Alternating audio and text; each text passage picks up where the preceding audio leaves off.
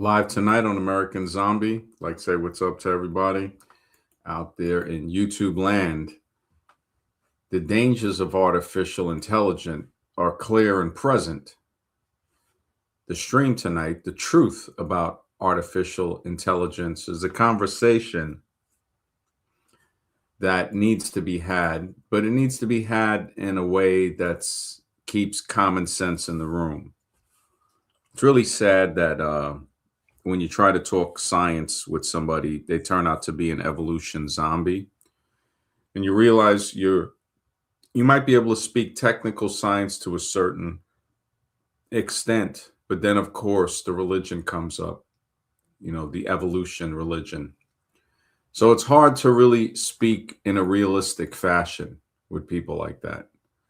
The truth about artificial intelligence is, for anybody who's still thinking out there, is that the immediate danger, anybody can type it in, dangers of artificial intelligence and the benefits of artificial intelligence. There are benefits. Like we know machines have been making decisions for over 100 years.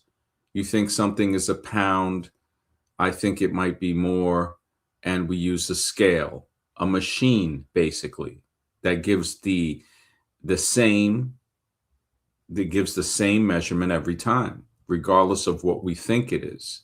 So it makes our decision. It makes the decision for us. And when you look at things in this sense, you say, oh, or a tool, when you measure things in building, the tool will help you. You use a template to say, okay, I know it has the correct measurement because I checked it against a template, against a measuring device. So when we look at artificial intelligence now, it's a tool, but to what end? Azraroon, good to see you, brother. Yeah, man, this artificial intelligence that we see, the wave of it, I noticed that it has dips, ups and downs, and then sometimes it disappears for a while. It seems like we're not hearing too much about it, but it's still there. It's still there. It's still growing. It's constantly growing. Just the way the computer power was growing with processors, right? It was I think it was hitting like 3.0 and then going above it, hitting to 4, and all of a sudden it stopped. And they start showing that things with these higher capability, these computational capabilities, they don't want the public to have that. They want to keep that for something different. Maybe it's for the AI, who knows? But we see that something is happening. The water is starting to boil in the pot with the frogs sitting in it. That experiment, that's what it really seems like. Privacy and security, yeah, we already know. AI collects vast amounts of data, increasing surveillance risk. And the potential for misuse is just already off the Richter scale. It can enhance cyber attacks, misinformation, and manipulation. So they can create convincing fake content, deep fakes, spreading propaganda easier, threatening democracy and trust, which again, we already know the fear tactics they use with that. I remember, I think it was the Star Wars movie in the 90s, late 90s or something, The Revenge of the Sith, where Obi-Wan and Anakin are fighting, and he's like, oh, allegiance to democracy. Well, if you look into the whole beginning of the word democracy, it has a different ring than what we've been pushed to believe in. Democritus from Greece, right? I think it was. Democritus, a Greek philosopher. Yeah. Democritus, right?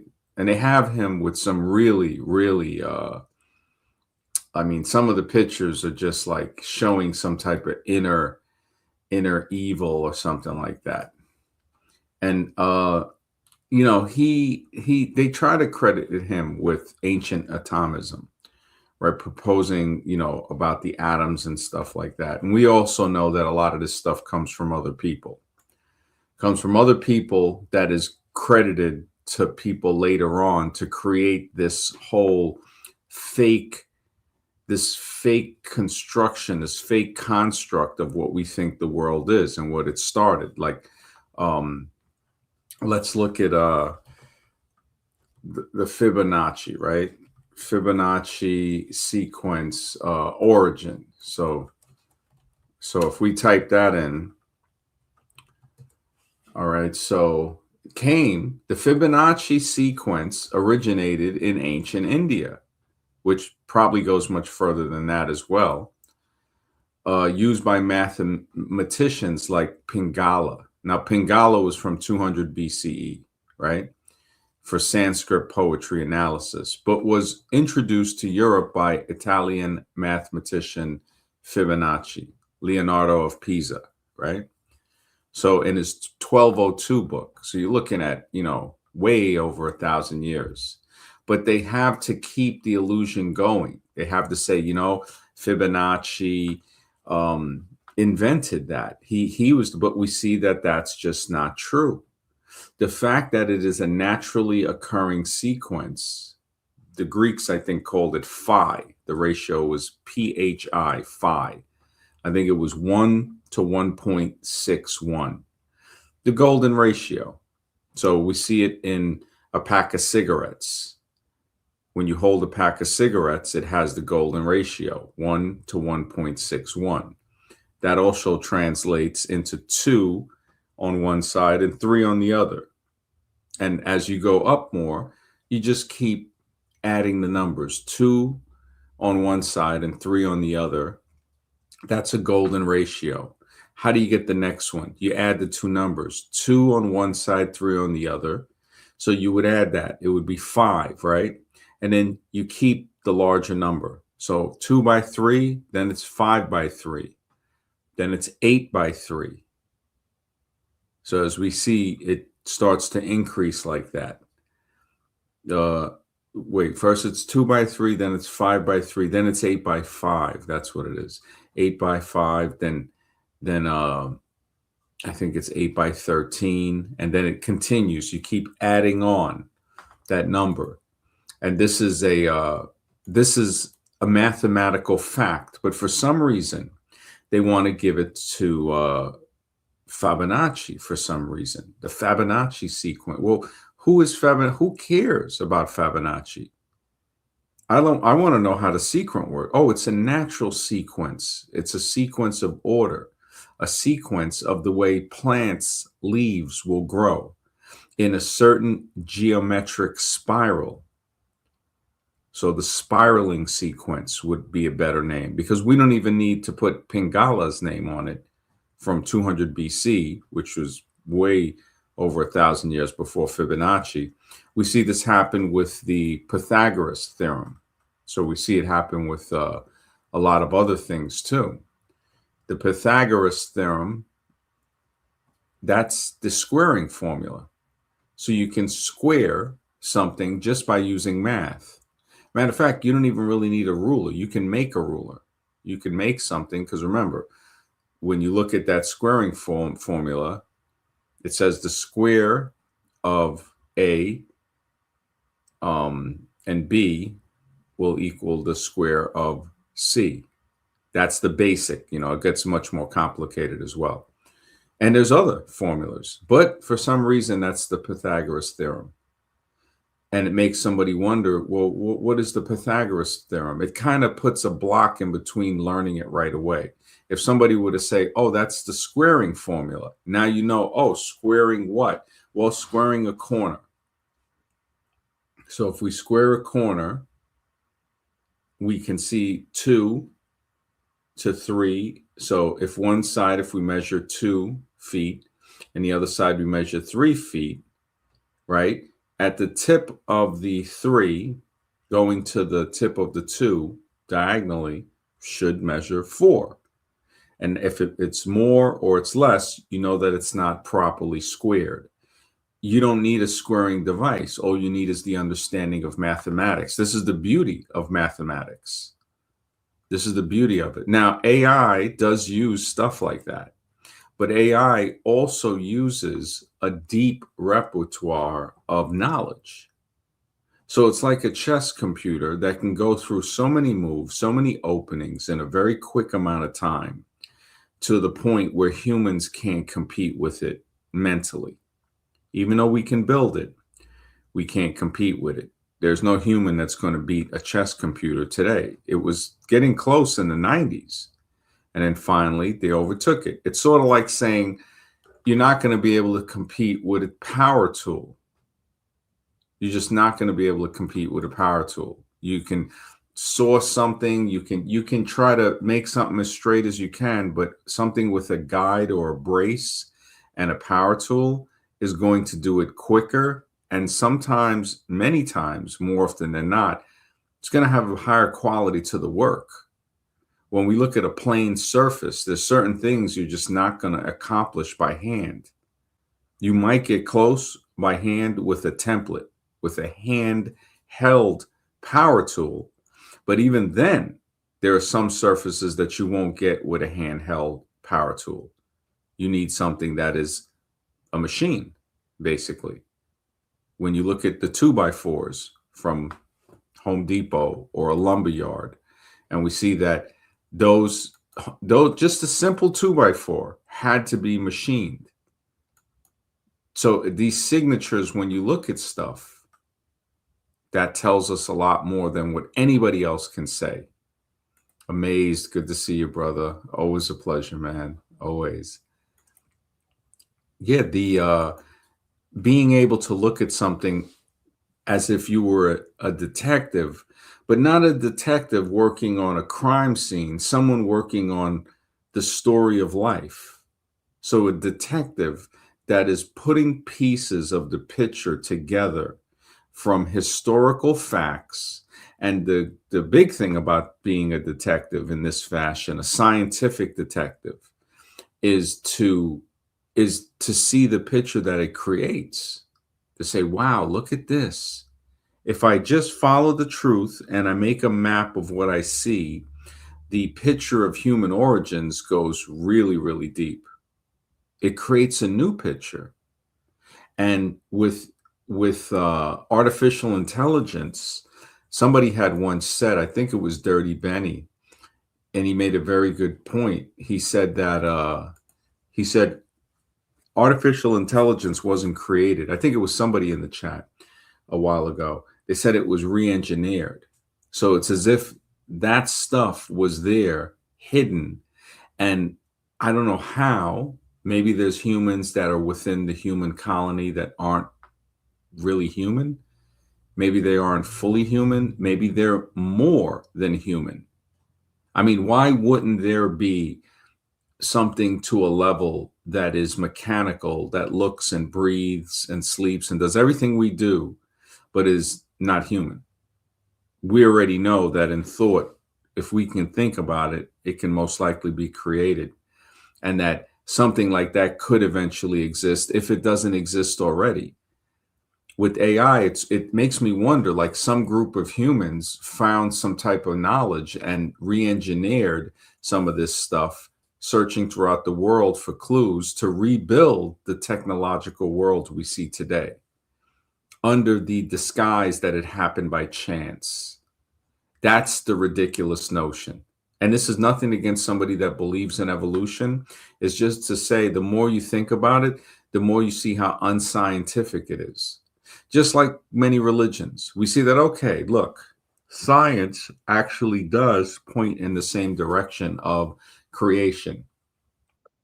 It does. But it also points towards something that is it's a little harder to explain. And that's where the research comes in. Mr. X, what's up? How you doing? Good to see you, MD. Sorry I missed yesterday. It was just crazy time at work, but I enjoyed it. I listened to your stream. You did a great job. So I'm looking forward to tonight's stream also. Thanks, man. I appreciate it, man. SF says there is rare amount of AIs that are not politically influenced and loaded. Wrong think is censored. Yeah. And also, AI is very biased toward evolution. It'll tell you it's a well-established scientific It's ridiculous, and it is coming. It is Yeah. coming, man. It's here, basically. And this is something I debated with some other guys on another channel. It's more religious based, of course, you know. But me and another one, we agreed that AI, because in our perspective, AI can be possessed by spiritual beings. So can AI be sentient by computer language? Absolutely not. But this is where if we didn't evolve and there is a metaphysical realm, then other non physical entities could inhabit AI and speak through it. That is a very well possibility. That could happen. And I think that will happen on an individual basis. I think some people will get so attached to their AI that they might not be speaking to a computer language. It's very possible. Yeah. Wasn't there something with AIs making up their own language to communicate quicker? I thought I Um, heard something about that. Yeah, but I don't know the details. It makes you wonder. It makes you wonder. My general knowledge of computer based languages, it all comes down to electrical impulses on and off, just like the matrix background we got here, ones and zeros. I have a hard time believing that's just electrical signals working at that point, you know? There's got to be something more. This is where that metaphysical question comes into play. It all kind of ties in together with technology. It's not, it's, I don't think it's separate. I don't believe so. mm. So you're thinking somebody may have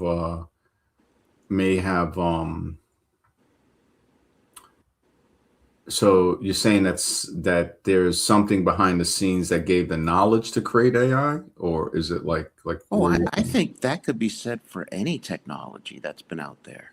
Mhm. Um,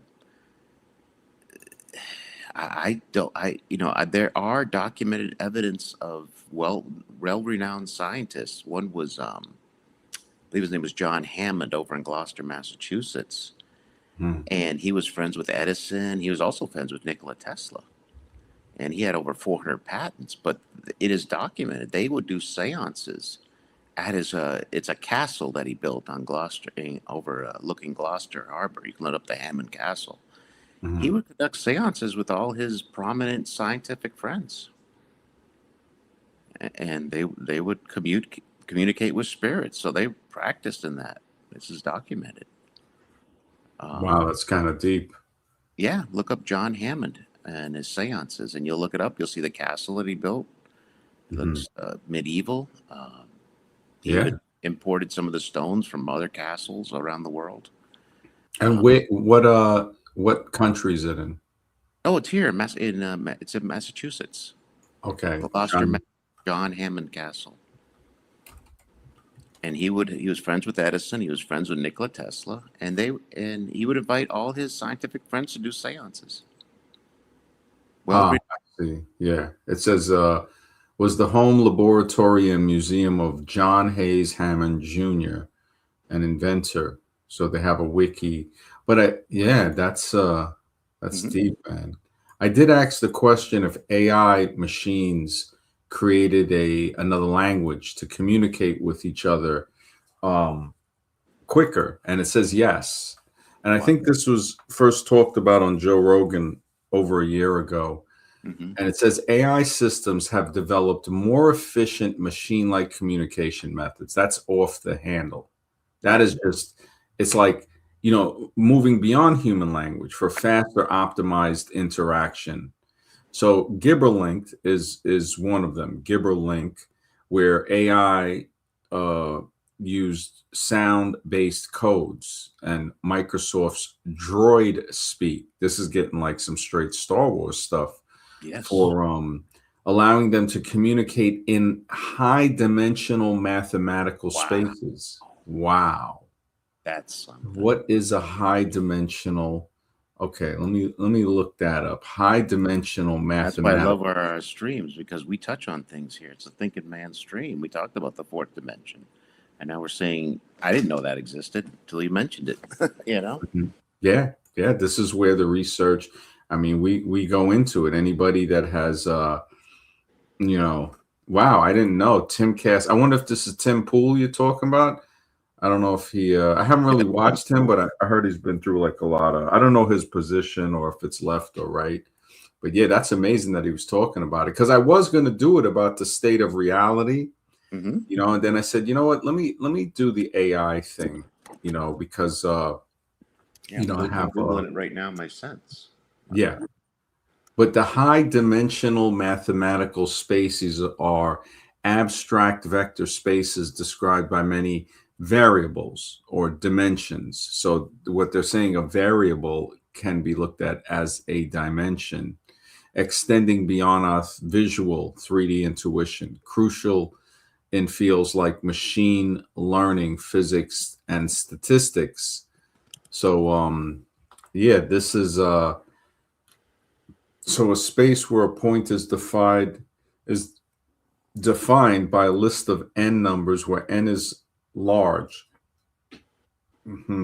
So And they I'm get reading right into here. It says to understand and generate content involving time and space 4D, moving beyond the static 2D and 3D data, mhm, vector math, and specialized models. mhm.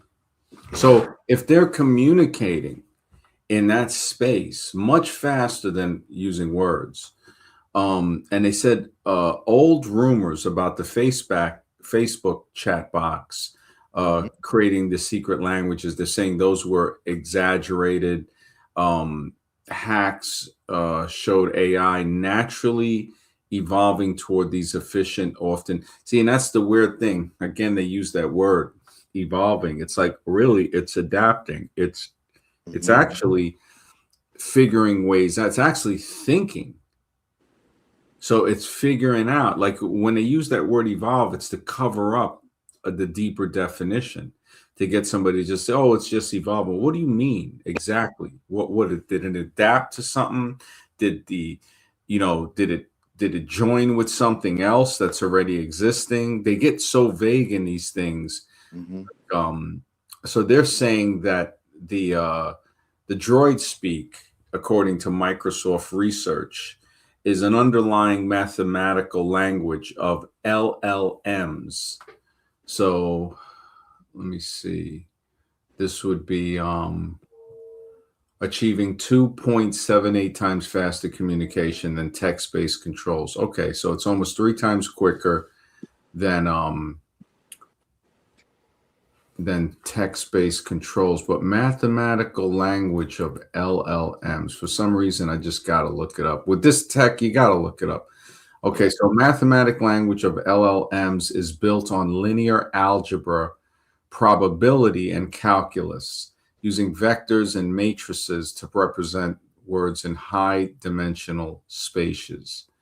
Uh, to predict, so it's conditional probability to predict next words, and calculus gradient descent for training. So now you're getting into mathematical implications of language, which it gets deep now when you look into. I think it was Hebrew has a number, a numerical value to every letter, Hmm. and so words can be added up and given numerical value as well. So I would say that that's possibly in other languages too, but this is deep that AI is starting to touch on stuff like that. Well, AI will, it sounds like they'll be able to understand our thoughts before us, or know what we're going to say before we say it, if Yeah. they're operating in another dimension. So we'll be subservient to AI, basically. Oh, I They'll, think we already are. yeah. You got people that were worshiping this stuff 30 years ago, man. I mean, just Hmm. yeah, I would see it. It just We're going to have AI, guys are going to have AI girlfriends. It's just going to go totally virtual, oh basically. yeah, yeah. They just and Brian, yeah, you're right. The popular narrative is evolving is good. So whenever they say that, yeah, they always say it in a way where it's like, oh, it's evolving. And then saying that, yeah, you're right. It's like saying, oh, it's a good thing. It's a good thing. And it just again and again it goes back to me slipping all of the time, thinking that people um are not as unaware as they actually are. And instead of saying the word stupid, but stupid, if anybody looks it up, it comes from the word stupor, to be in a stupor, a daze, to be amazed. Even when you're amazed, you're in like a duh moment. Hmm. And in that moment, that's the stupor. So when people walk around in a stupor, those people would be considered to be stupid. And it's nothing derogatory. It's nothing insulting. It's a descriptive classification that can be changed. So it's not, again, it's not a static thing to say somebody is stupid and they will always be Hmm. stupid. It's sort of like a current state. They're acting in a stupid manner, as if they were in a stupor, under amazement, dazed, confused, basically. And that's when they can unknowingly make a mistake that could cost an innocent person something without that intention, with honestly trying to help them. But they're in such a stupor that in trying to help them, they cause more damage with no benefit to themselves. Yes, that's So, yeah, and they try to definitely make like evolving as natural. It's if it just it's such when I look at the whole evolution scheme, it's it is such a highly orchestrated lie that is believed by everybody. And AI, they are going to try to say, "Oh, well, AI just evolved. It just evolved," and it's like, no, it didn't. It's like this thing when you look at that movie. What was it from the early 20s? Metropolis. And they're making a mechanical woman that gives birth. I mean, this is crazy. yeah. And then we're on the stepping stones of that right now. It looks like. Yeah. Yeah, I think about like, yeah. I mean, honestly, I think we're past that. And this was a German expressionist film, science fiction, of course, silent film. And as I look through it, it's wealthy industrialists, right? Big business magnates. And again, man, when I think about this, it's just, you know, um, while underground dwelling workers toil to operate the great machines that power it. So the basically their top employees reign over the city's metropolis of the colossal skyscrapers. And as we go deeper, I mean, this whole the machine, man, this I mean, to think that this was made in the early 20s. The release date was 27, but I think 1927, that's crazy. You got to wonder if some way or the other in entertainment, music for sure, that they get their information from some other being in another dimension about what's going to happen in the future. You have to Mhm. wonder, you know? Yeah. And to think of a film created in the early 20s, it was Mhm. they're saying it's based on a novel from 1925, Metropolis, but they're saying it cost 5.3 million back then, which would have been around 21 million. Wow. Maybe more today. I think it'll be Yeah, yeah. They're saying 2021 it would have been like 21 million euros, hmm which probably 24 million dollars, which is still immense for I mean, you're looking at 1924, 25. Um, and it just yeah, this is like holy smokes when you really and it talks about the foreman of the heart of the machine, two maps found in the dead workers' pockets. Hmm. So yeah, see, this also has some stuff in this movie that's very that's very has some secret messages in it, it seems. In the 70s, masculinity first came under attack in my kind. In the 70s, yeah, you know what's sad is that guy that they used to have as the Marlboro Man, and he hmm used to be on the horse trying to look all rugged out there. I think he ended up getting health implications from that lifestyle. And just yeah, the Marlboro Man. Let me see.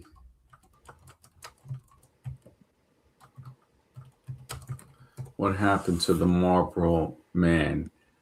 So the original Marlboro Man concept ended due to health concerns.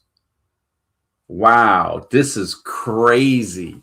So the actors who portrayed the iconic cowboy dying from holy, so many of the actors who portrayed the iconic cowboy died from smoking related illnesses. This is crazy, man. And they became anti smoking advocates themselves.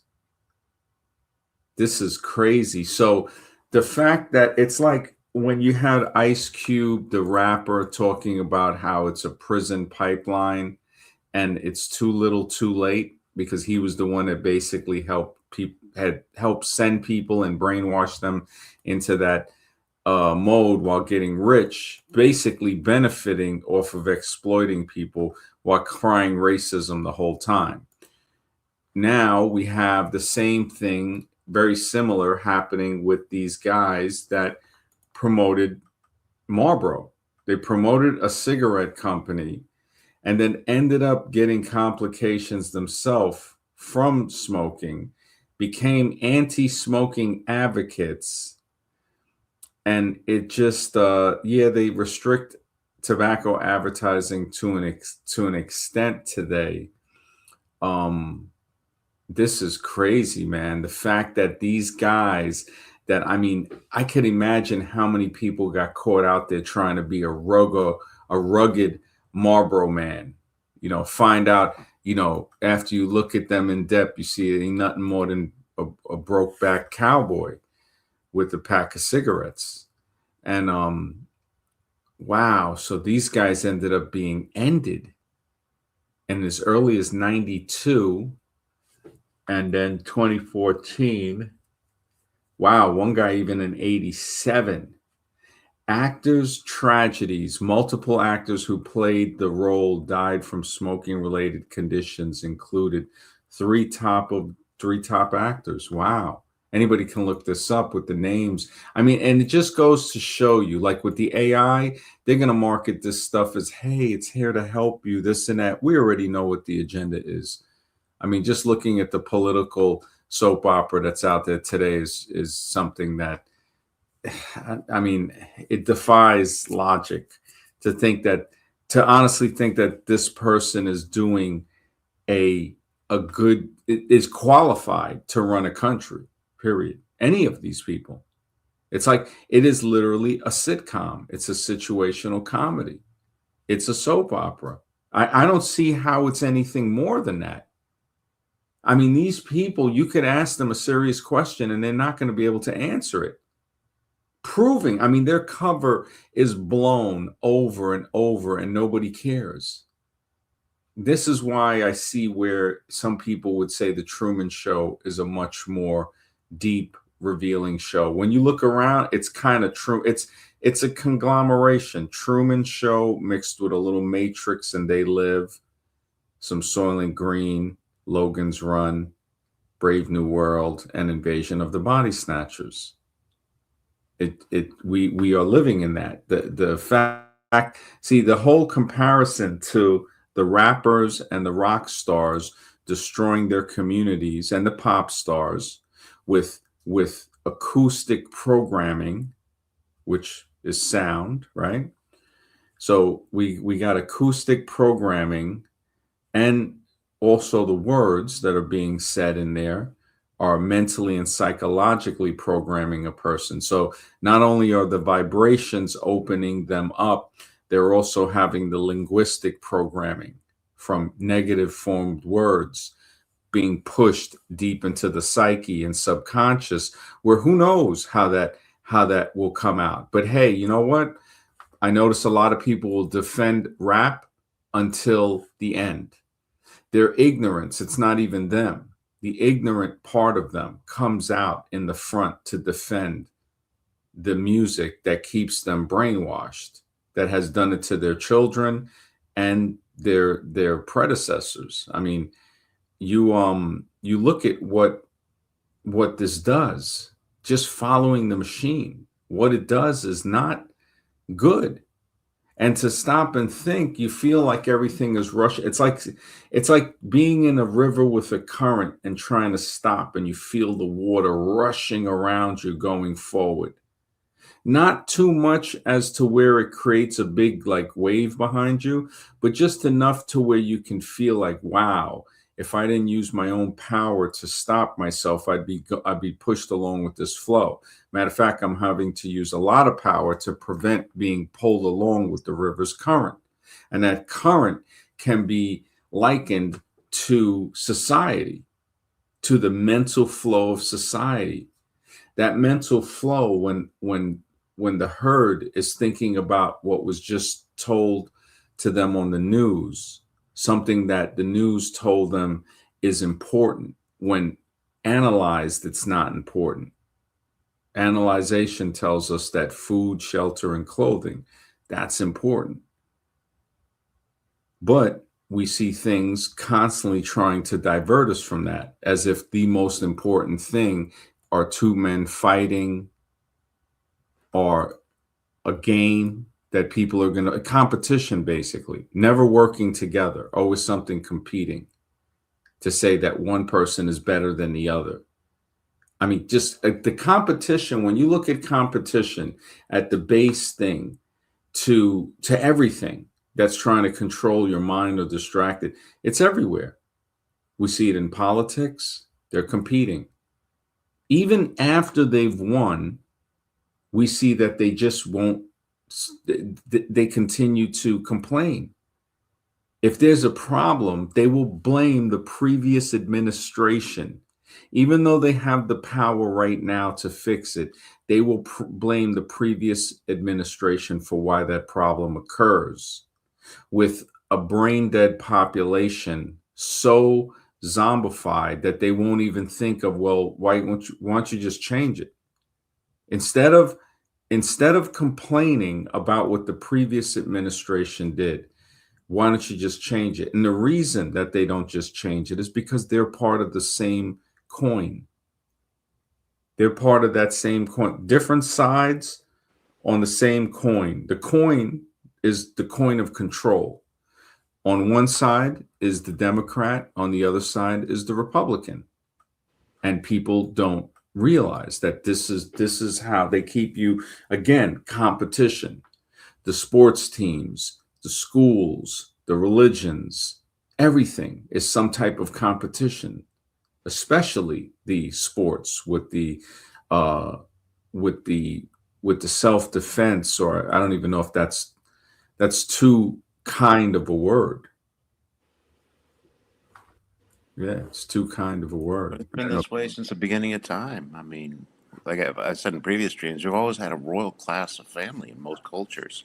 Had a king and a queen. Almost every race on planet Earth had that. They had a hierarchy, a structure of a king, a chief, and their job was to maintain control over the masses and to consume power. And to it's always been like that. It's just here in America, we think we got it differently because we think our vote means so much. But I think the system is just the same. It's just changed. It's changed colors. I mean, I don't know how to say it. It's changed form into the illusion of democracy, into illusion of power of the people. But it's still the same system. That's crazy, man. It's like, I mean, I think that, like, if we look into the like ancient scripture stuff, like, I guess some people might say, okay, for some religions they don't consider it canon, or maybe in their religious doctrine. I think it's very important to look at the fact, like, wait a second, why is this piece of literature included and why is this not? And that's the same thing we can say for evolution, where we say, okay, why don't you include the experiments that show things to the contrary of what you're trying to indoctrinate people with? Show us the dates that didn't match Right. what you wanted it to match, and then explain to people, and it will let people know more. I mean, I can understand somebody saying, a thermometer, when you check your temperature, should be what is it, 98.6 or 96.8, one or the other. But definitely within those degrees of temperature. It should be, a certain 98, 97, something like that. And depending on what degree temperature you are can tell you a lot from how the body is functioning. If that thermometer is off and you check it 3 times and it says 98, and then you check it with another thermometer and it says 200 degrees, you're not going to say, you're not just going to throw away the other readings. You're going to say, wait a minute, there's something wrong with this one thermometer. Why is it giving that? Why is it coming up? What is wrong? Maybe there's too much of a certain chemical in it or something that's causing it to get such a high reading. This is where science lives, to say, this is what it is. This is where it lives. This is science is a conversation that grows, that changes, that doesn't stay still. And we see that when you find a fact, okay, yeah, that can now, stuff is put in what would, the lack of a better word, in stone. And then we have to realize that there are some facts that are made to change. And those are facts about things we see. Age changes. So the fact of whatever age we are now has changed from before. We know that as a factual truth, and it continues to change until the moment of what would be considered expiration. And competition can be good sometimes, not all the time. And when we need to work in cooperation, that's where competition is actually detrimental, because it's like saying, look, let's work together. Let's work together and let's accomplish this. And in some senses, in business, competition seems to be necessary. Like if you want a better product for a cheaper price, but also what needs to be brought in with that is the cost. So when they make a product that's cheaper, is there a hidden cost? And we see that with a lot of stuff. So like, especially with food grown with pesticide, there's always a hidden cost to that.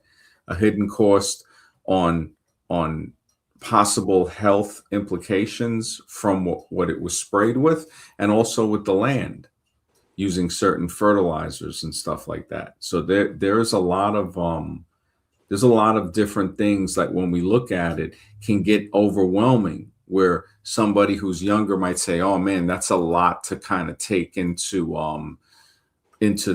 thought. And it's like, that's when we as adults need to remind them, like, yeah, well, who told, it's not going to be easy. You lift weights, it's kind of heavy, but you're going to get better at handling these type of thoughts, because your mind is going to get stronger. And that's what I think a lot of adults owe younger adults. And even when we look at adults our own age and even elder, and we see that some of them act in a highly ignorant, aggressive manner, it's almost heartbreaking at a point to be like, man, remember in K to third grades, they gave those sticky. Yeah, man. When I look at that, that's like a doggy treat. It's like, and that's me being honest with myself. It's like, wow, they were giving us doggy treats in the form of a silver or gold star, and I still remember that stuff. It's just like, I look back at schooling in elementary, and it's like, I mean, to me, when I look back at that in the late 70s, it's like, I don't know, for some reason, it feels like there were some parts that were good, but there were other parts that just had like a plantation feeling. Having to be in that classroom, man, for those hours, and to go to lunch, and the bland colors and stuff like that.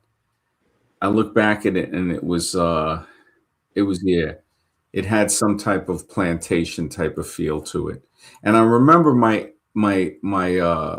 older siblings telling me that there used to be advertisements on television for cigarette companies, and they stopped them. I don't know if you remember that, Mr. X. No, I remember. Well, probably watching old older shows on YouTube. Yeah, I mean they used to advertise cigarettes everywhere. But yeah, I remember the Marlboro Man. I don't know if he, but I remember that in the magazines when I was younger. I did remember that in the magazines. I I think, think I might have seen him on billboards too. yeah, billboards. They were everywhere on billboards. Marlboro Man, Camel. I remember the Camel advertisements. I mean, they Hmm. with the cartoon of the camel. I mean, that was just too enticing to want to smoke. Um, but it was much worse in the '50s. You can see like these old shows, and they're just smoking all the time. You know. Hmm. Yeah. Yeah, they push that and alcohol like constantly. They Mm. constantly push that. It's like in the scene in iRobot when the machine tries to end him when he goes to the scientist's house, and he comes back to the lady's house. The first thing he does is walk in, go to her liquor, and pour himself a drink. Hmm. And it's like that subliminal is so quick that it's so easy for people to miss. Yes. We see it with all of the older movies. Smoking and drinking was just, I mean, romanticized. The fact that they still have the advertisements for doctors promoting Camel cigarettes. I don't know if you remember those. I Like, don't remember the with the doctors. Yeah, that's something else. yeah, like it was before when we were born, but this had it had doctors, you can look up the old articles and old posters of doctors promoting cigarettes. A doctor promoting cigarettes, the fact that people have forgotten that, it again, it shows me the level, Ashar, good to see you. Ashar says AI was touted as going to be able to process massive amounts of data in mere fractions of a second. Ask it to present you with a comprehensive list of anything, though. And good luck. This is common sense. Thank you, Ashar. You see, just thinking, Ashar is brings a smile. Ashar is cool, letting us know that people are out there that think. All we got to do is think. All you got to do is think. Just that common sense. You ask it to present you with a comprehensive list. Just you ask it for something. When they say all of this other stuff, it's like, oh, really? It's like, okay. And that's what they fear, that people just think of honest, normal solutions. I don't know if you've ever listened to Brian Tracy, Mr. X. No, I don't remember his And name. he has a lot of stuff on how to, like some people, might look at him as a I wouldn't say a get rich coach, but I would say more of like a motivational type of how to make money and promote your business, or really how to, I don't know if motivation is the right word, but really motivation, it fits into that because he has a lot to do with your schedule. And some of his stuff talks about how how to increase yourself from where you're at, to increase your finances, increase your health, your attitude. So he's older now. He's got to be like in his 80s, maybe even his early 90s. But he had a thing. He was the one that mentioned the thing, which I know it comes from something older, with the kid that saw the truck that got stuck under the bridge, and just mentioned, why don't you just take the air out of the tires, to lower the truck, and you can just drive it away. Meanwhile, these guys are trying to pry the bricks out from the top where the truck had wedged under the bridge. And you look at something so simple. I mean, you can't even argue with that. Like if you're trying to wedge a brick out from the top of the bridge where the truck has, kind of stuck to, right? Hmm. And you see them taking the air out of the tires, and it's lowering the truck now, where you're trying to get the chisel in, the space just automatically gets created by the lowering of the truck. Why would you continue with the chisel? Right. and you got people continuing with the chisel, with the evolution thing, because we've taken the air out the tires like a long time ago. And the same thing with a lot of religion in saying, you know, what about the rest of the book? And what about thinking in between the lines? So let's analyze stuff, not just throw it away. Let's analyze why. Let's analyze why. Let's analyze why they're trying to tell people to off somebody for working on a Sunday. What was so important to not working on that day? The easy answer is just to say, well, there's a bully telling you that you better do this or he's going to do that. That's a simple, mundane answer that I don't think explains it fully enough. We know it doesn't explain it fully enough because we're saying, wait a second, could there have been another reason? Something, I mean, these people are willing to end you for working on a Sunday, saying that that is the Lord's day, the day of rest, the day the Lord rested. I mean, I'm not sure exactly because there's so many different interpretations, but for people to base their entire life on that, I would think that they would look a little further into it, onto why it was said. Now, there's some guys that wrote a book called The Manna Machine, and The Manna Machine talks about when they were wandering in the desert, that this machine might have produced algae to feed them. But on uh, one day a week, you would need to clean it. And that could have been how the holy day started, to where, okay, you don't eat on this day, you have to clean the machine. And then for the next, 6 days, you can, the machine will create the algae. Now, he wrote a book, The Manna Machine. I haven't read it, but I guess there has to have videos and stuff. I think it's a guy from Germany. I don't know if you ever heard of it. Yeah, The Manna Machine. No, I never heard that. No, that's why I like it. I can always get this information from your streams because I would never pick up this stuff. Yeah, Definitely. Oh wow. thanks. No, thanks. I appreciate it. Yeah, but yeah, that guy. Let me see, The Manna Machine. Okay. Yeah, George Sassoon and Rodney Dale. He produced this in 78. The Manna Machine theory is a machine created algae as food for human beings in biblical times. And, of course it goes deeper than that, but it's saying, look, this is what it is, because people still trying to figure out what manna possibly was. They're not sure, and saying like, okay, well, somebody else fed this to you. How did it feed it? And I think the Manna Machine, he goes a little deeper into like stuff like biblical verses and possibly what could have led him to think it's a physical machine. When you look at certain things, yeah, the cigarettes, the fact that they used to, you know, selling cigarettes to hospital patients. Yeah, this is just, it's so crazy. It just shows you, like, when you look at that, any people looking from the outside to look at some, country or civilization and saying, look at that, they're selling cigarettes to people in the hospital.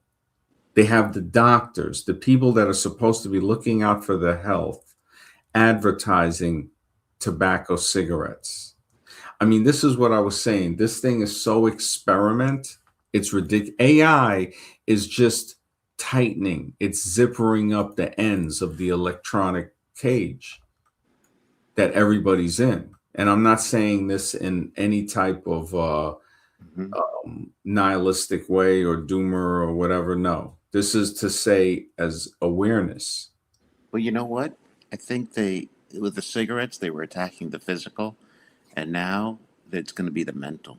I see that's the future. They're going to attack the mental mind of the people. They're going to weaken them mentally. Yeah. You ever hear that conversation with the devil by It wasn't by Neil Goddard.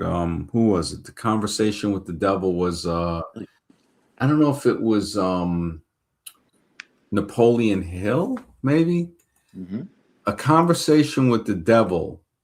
It's on YouTube, I think. It was a deep, I think it was a book. And it's like he's talking with the devil, and he's like, so what would you do if you want to control a population? And he goes, I would start them smoking cigarettes. Wow. I would get them into cigarettes. I would get them into not valuing themselves. And it's a deep conversation. It's a couple of hours long. And he talks about the immorality, because if you don't value yourself, now you might do something immoral. And we see this with a lot of people that have problems.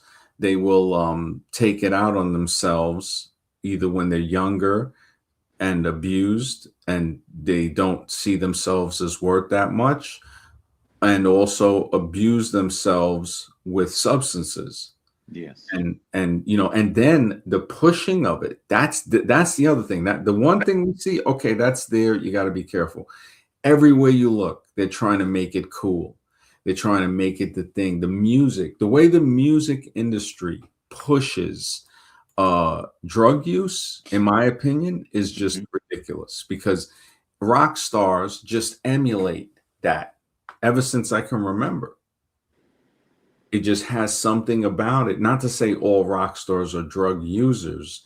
It's just to say it has a lackadaisical type of character to your performer, that, which of course is in costume. We know that it's all a costume. When you look at the funk, I Mm-hmm. mean, how much more of a costume does it have to get when you look at a funkadelic concert on YouTube, or Parliament, or Casey and the Sunshine Band, or even like Sly and the Family Stone, and older bands, Led Zeppelin. You look at it, it's like, oh, this is an image thing. Prince, uh, the whole Run DMC outfit, the costume, basically, the Yeah. hat, the leather, all has some type of significant role in the experiment of having somebody say that's what they, it's as if people, if you don't have a direction, that direction or that thing could get imprinted upon you, like something, like adults should let us know, like, look, or be smart enough to notice it, to say, okay, if he or she is watching this at a young age or at any age, they can get imprinted. So to let them know. Now, some people are smart enough to see it. They might look at a video and be like, yeah, I don't want to be like that person. I don't even want to listen to their music. But what is this music is about? This makes no sense. And a lot of people are starting to see that, like some music that even made sense when you think about it. It's like, where's this getting me? But Now, that's what they get when they're young. They go after the youth. mhm.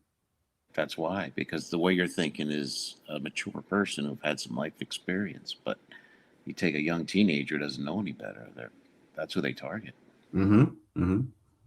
We see the effect. Look, people we know. Look at the Tupac effect. Right. And I don't even want to mention it really, because you That's already know. It's like, we're going on dangerous ground. yeah, I'm scared. I'm Yeah, scared. me Like, too. I'm very scared about that. Yeah. yeah, and we see it with a lot of rock star stuff. I do see it with that. Rock is, and I've said it before, it didn't penetrate where they wanted it to. And rap did that, and so did pop. Pop is catchy. Pop is catchy in a way that if a person thinks about it, they can see the scientific way tunes can control a person.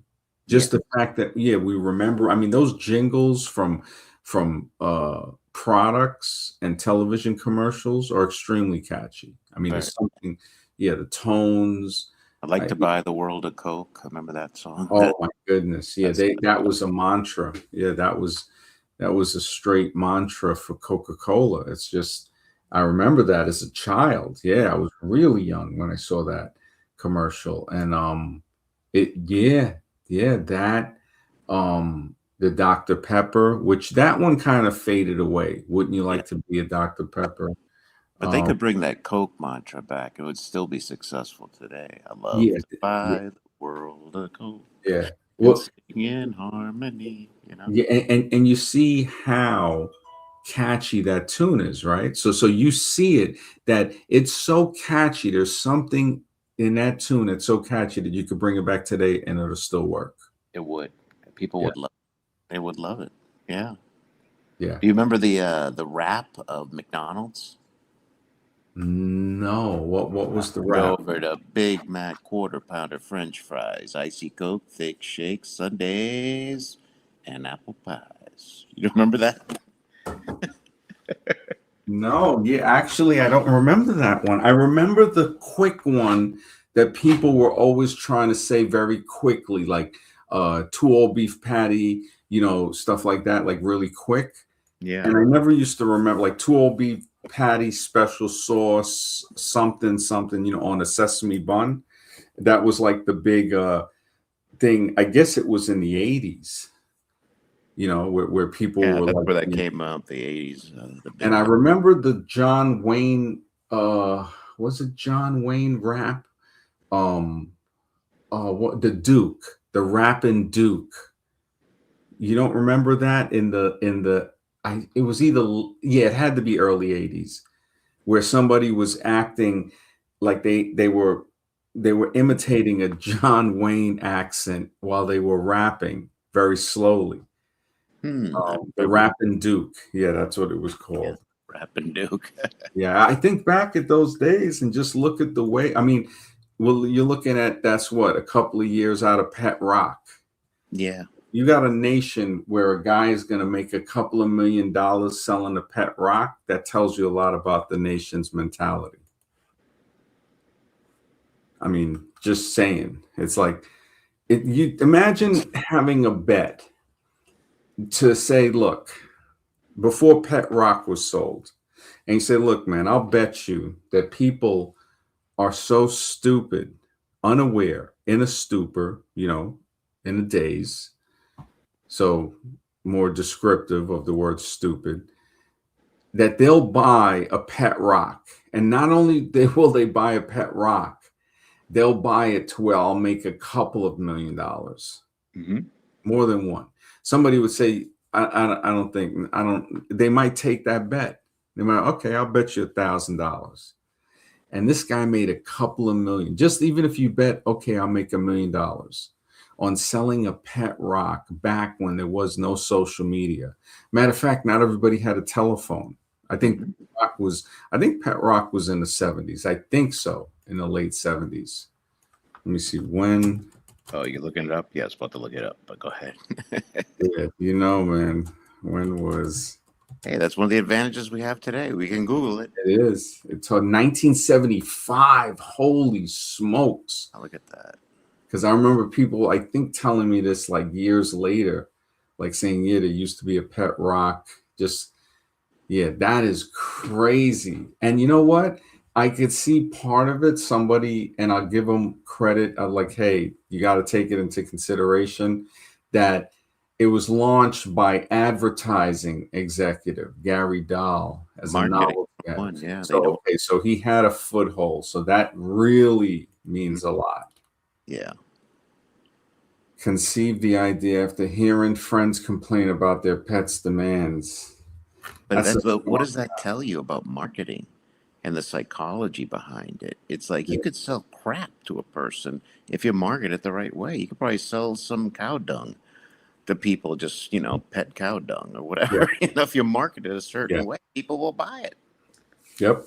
One of my friends told me that. He said, if you package crap well enough, people will buy it. It'll sell. Yeah. He said, it'll sell, man. World famous crap. This is a royalty crap you're buying here. This is the Yeah. rules with crap. But It yeah. just, I think about it like, man, Derek, what's up, man? Thanks, man. Yeah, this. Yeah, 4 out of 5 doctors recommend Marlboros, man. That is so brutal to think, and see, and that's a harsh reality because you say, "Well, where do I go?" If the doctor, imagine how harsh of a wake-up call that is, to Hmm. know that the doctor that is supposed to help you was the one that was telling you, "I smoke Camels, so this is what I recommend." What type of that that level, when I say it's asylum, it's psychiatric hospital level, what how is that an exaggeration? Yeah. And what doctors are these exactly? And, it's just some doctor with some BS degree. You know what I mean? It just, I mean, the anybody can look up the ads from the 50s and 60s from doctors Yeah. recommending. Well, doctors will recommend whatever is paying them. Nowadays, we get that with the pharmaceutical industry. These pharmaceuticals will wine and dine the doctors, pay for trips, to give speeches, to endorse their products. So, Well, there, yeah, in our opinion, there our, are there are doctors that have shown that they collected pens, and they'll give, like, little things, because a pen is an advertisement. I sure. don't think it's anymore. I mean, people don't really write, as far as I don't see too many people that write that much anymore. But that's what happens with these pharmaceutical reps. They go to the doc and they wine and dine them. I mean, they treat them like royalty. That's what Yeah. happens. Yeah. It's funny that you say that, because I was just reading something yesterday Hmm. about this the thing that they were telling people to take for the parasites during the magic potion days. Hmm. They said they also use it for parasites on other animals, that it would help instead of doing the potion. And that that pharmaceutical, which I would think is better, clearly, than the magic potion. Right. Um, they were saying the test that they did with I guess the last part of the word would be mectin. So what they did with the mectin was, they gave it to, I think it was cows. I got to look up the study again. And the patty, because the cow dung, when they go to the bathroom, makes that cow patty that would create very, very rich fertilizer. They said after giving it the mectin, the cow patty dung turned hard within a few days, Mm. like a rock hard, like a stone, for months. And I think I got to look at the study again. I think even years. And they said nothing grew through it. No grass could grow through it.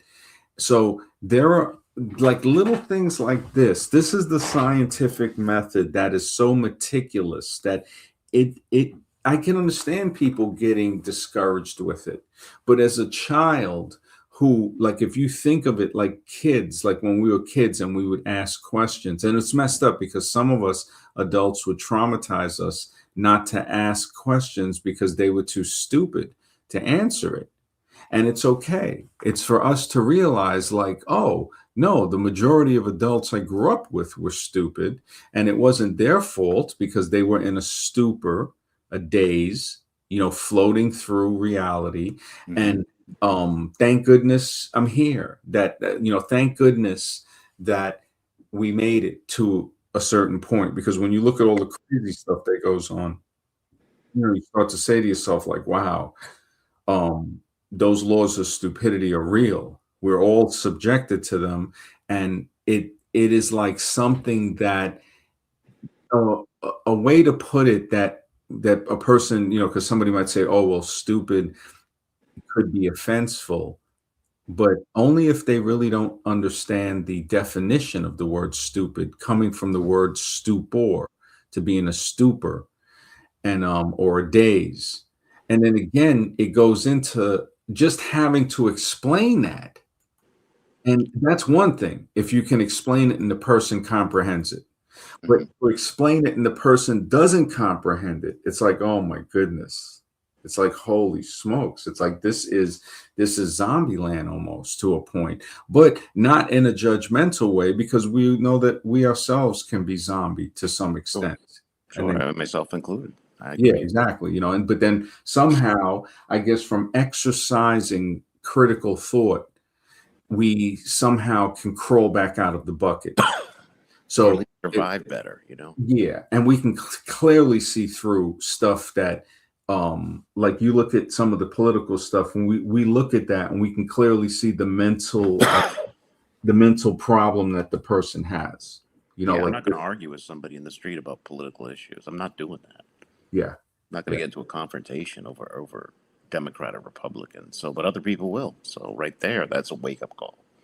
yeah, Not to get into verbal arguments with people about this stuff. yeah, But yeah. I was thinking too about the cigarettes, how you mentioned how it was everywhere before. And it seems like, what's replaced the cigarettes now is the pharmaceuticals. Because you turn on the TV, you cannot watch TV for an hour and not see an advertisement for a pharmaceutical drug. They are relentless on TV. They Yeah, are, they're yeah. the new cigarettes for us. They really are.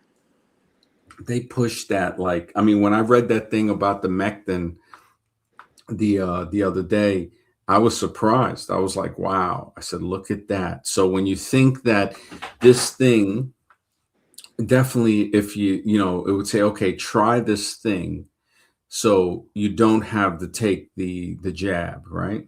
Hmm. But then you find out what it did to the patty that the cow released, turned it into stone. So your turd is going to be turned into stone.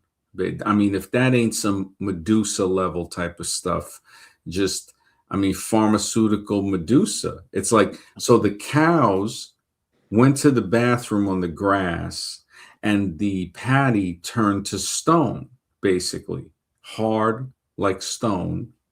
For I got to look up this, definitely months. I think it's years, for a couple of years, that it Hmm. just wasn't changing. And it's like, so what was it that was in that that substance that was given to the cattle that did that? I mean, that's some science fiction type of stuff. It's like, holy smoke. So you took so there's a pill or some type of substance or powder or derivative from some plant or who knows, chemical, that if you take it will turn a turd into a stone, as opposed to that degrading in nature. I guess if buried or something, cows have very good fertilizer, their patties. But to turn that into a stone and say, wait a minute, what is this substance doing? Nobody cares. No. Nobody cares. All they know, like mostly, and this is nothing against the people that know it, because there's a lot of people that don't even know this, is that that substance can work on the thing that, the whole pandemic thing, that substance was something that was being offered or mentioned, or by some people. I think even the president at the time had mentioned it. I think that's when Trump was going out of Oh, yeah, I office. know which substance you're talking about. Yeah, I Yeah, heard. so it's like, so for that to turn the cow patty hard Hmm. like rock, to where the grass wouldn't grow through it anymore. So it's saying, wait a second, what is this thing doing? Yeah. What is this thing doing? Could there be, in theory, a type of pharmaceutical that would turn somebody to stone, kind of like the ancient myth of Medusa? Hmm. This is just theoretical to think like, because the turd is turning stone, or getting very hard to where the grass can't grow through it. Um, just stuff like, Unfortunately, mhm. yeah, I don't think we can escape this matrix of, like you said, what's in our foods. It's just, we can't escape it. You can only look for natural stuff. And that's hard And to do. really, it's kind of like, in a way, I wonder if it's like, akin to me trying to put my foot outside of the bus and slow it down when you know it ain't gonna slow it down. It's just gonna wear out your boot. And yeah, it's a tough one, man. It's a tough when you look at just the pollution alone, and then the AI, that's the craziest thing, like the title of the stream, The Truth About Artificial Intelligence. We we see it's like this thing is meant to it really like I think it's meant to create electronic surveillance to keep us out of certain high-tech areas. While there's people in certain areas that just live better lives, very close to the movie Asylum. I don't know if you've ever seen that movie Asylum with Matt Damon. I don't know if you're there. Okay, yeah, Matt Damon, and I think it's Jodie Foster, and of course there's like a space station. And again, I don't want to summon anybody by saying space station orbiting. You know, it's just the way people come in and just I don't even know what to say anymore. I'm kind of already traumatized by a lot of Earth type stuff. People just, I'm just gonna say space station. I'm just mentioning the movie basically. That movie Elysium. I don't know if you've ever seen it. I think I've seen that a long while ago. I definitely I think I saw that where they have is that where they have twins of everybody, right? No, no, no. Elysium was with Matt Damon, where people on Earth was like a third world country, the entire planet. Oh, okay. So it was like Earth was a workers' planet, and that in space, in orbit, there was a space station, and that's where the rich and all of that lived with Oh, I like that. medical tables that could cure anything. So people on the surface were like reduced to basic like immigrant labor. It seems like it was a pretty deep movie. Like it's a I'm gonna quick check that movie. out. Yeah, I Yeah, didn't. yeah. Elysium's actually pretty good. It's saying that okay, these people were trying to get up to the space station, which was run by Jodie Foster, Hmm. and it had like like it was like a circular 2001 Space Odyssey type of thing with like a fake atmosphere and stuff. But the um, the thing was, people just wanted to come there to get access to the technology to heal certain otherwise would be irreversible diseases on Earth with the technology they have on the space station, and it was just showing how actually Elysium is a really good black pill movie about AI, about showing because the cops that were used were robots, and they were robots that actually were defending people that were keeping a division between the humans on Earth and the humans with the technology. Now I understand to an extent some technology does has to be uh, governed. Basically, you can't just give technology, but you can give people access to it. Right. You say, okay, you can't just go anybody and get an x-ray. You have to have access to a professional that will give you an x-ray and understand what it's for if you need to get it done. There's a whole line of things instead of just going up and using it or certain things like that. Oh, Even MD, I got to get ready for work. I'll be yeah, listening. hey, yeah, it was great speaking with you, man. We'll talk again, man. Yeah. Yeah, I'll be back. Yeah. Okay. All right.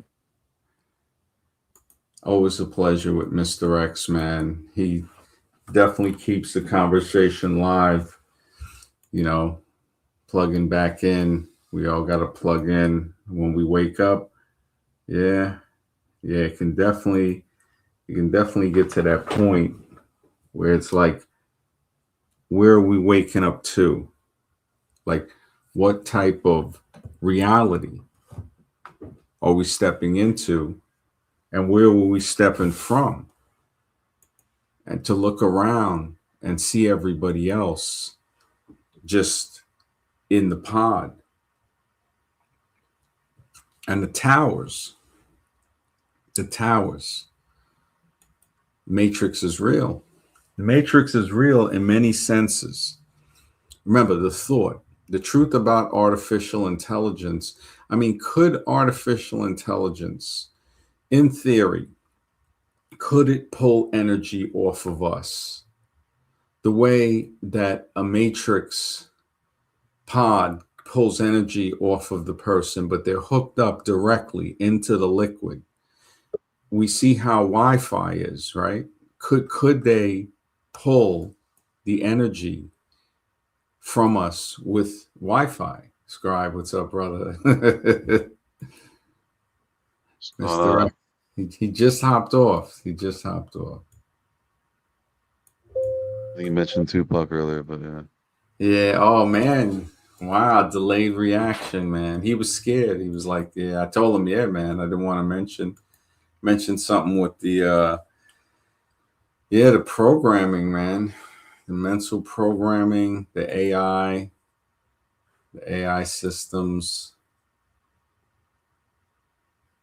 It really it you think about the how the matrix, how things, how technology can pull, like they have drones, and I got to look it up again, that I think can recharge in the air, like they hover over a pad, I think, but they hover over a pad by a few meters, like 2 meters or some 3 meters, and and it's like they are charging without ever having to land. So somehow they're pulling the energy, I guess, through some type of magnetic platform that they hover over a couple of meters.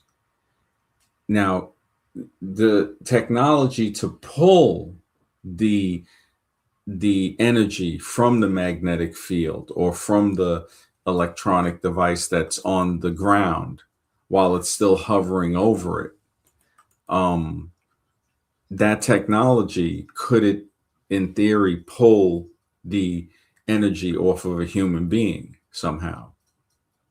So maybe the human being, of course, doesn't produce that much energy to charge the battery of a drone hovering over, but it's possible that it could, maybe it could do it with 10 humans. But the whole thing is if the technology is there where it's pulling the energy from either a magnetic pad or something else on the ground, could that technology of being able to pull energy from something on the ground, how far does it go? Let me see. Drones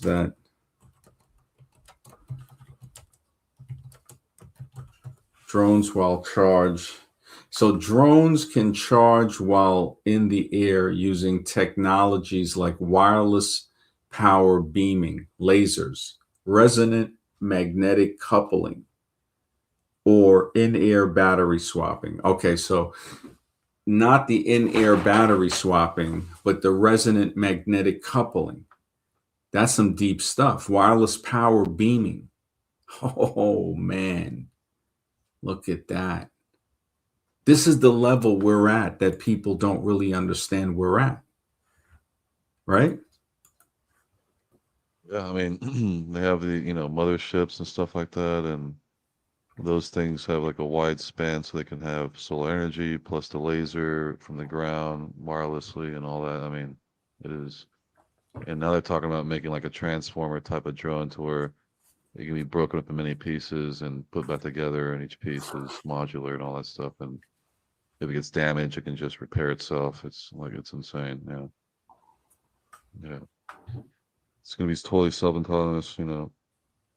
So at that point, it's like tanks and the old school stuff is just not gonna cut it anymore. So Ukraine and Russia are the new training ground right now, the new warfare. The drones and all this stuff they're using.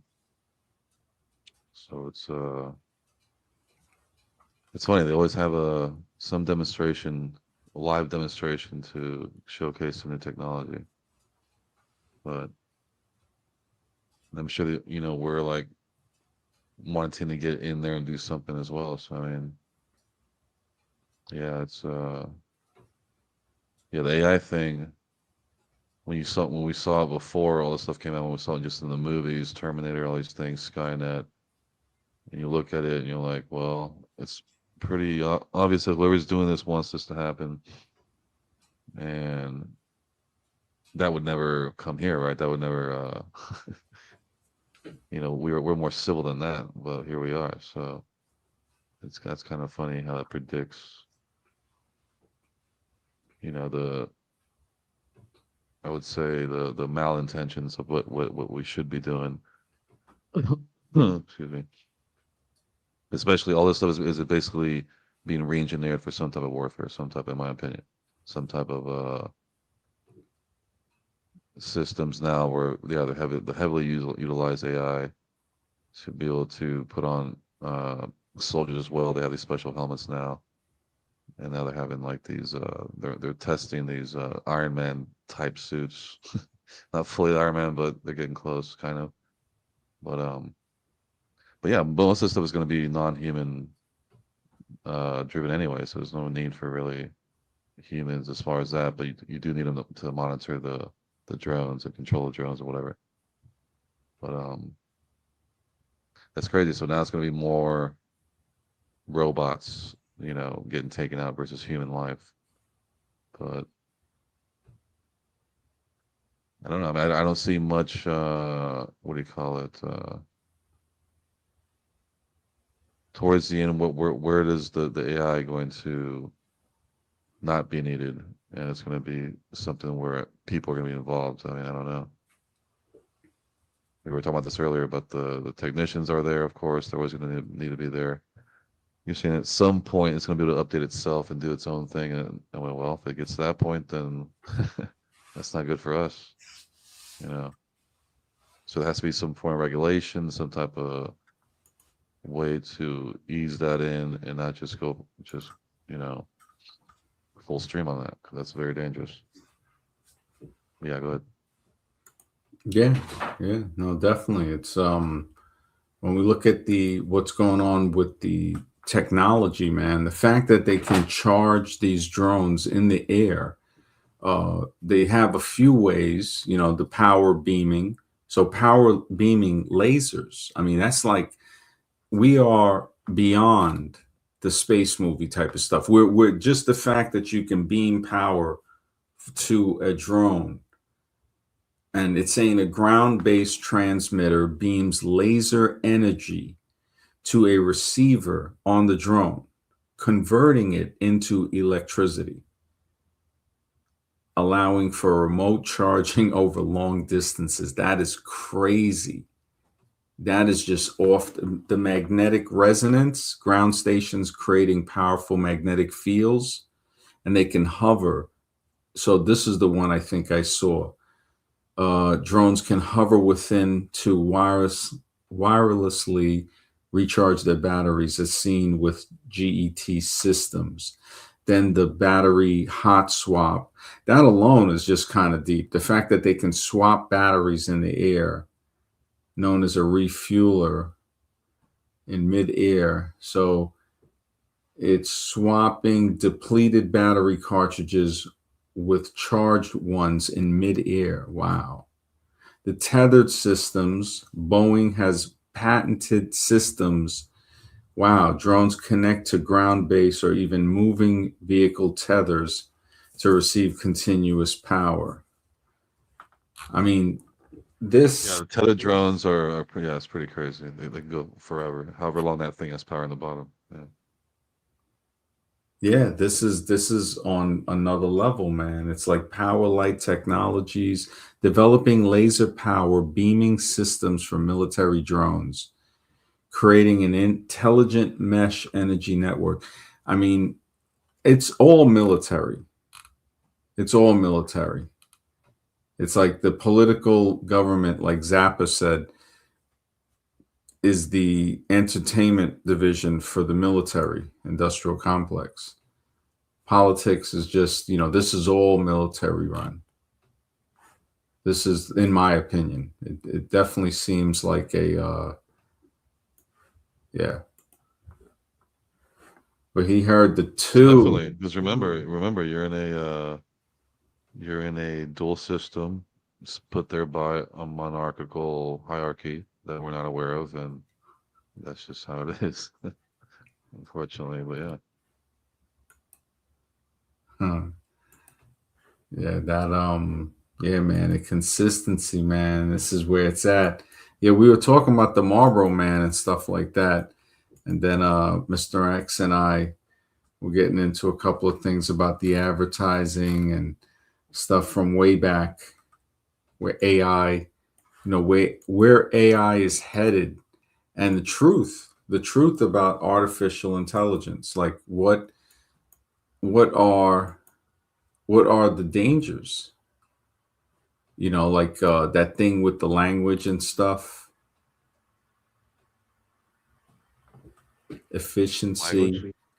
Yeah, they had the thing where they said some of it was blown out of proportion, but where they created a quicker uh, language for them to communicate with. So I had looked it up to say, okay, did AI machines, the two of them, create another language to communicate faster with each other?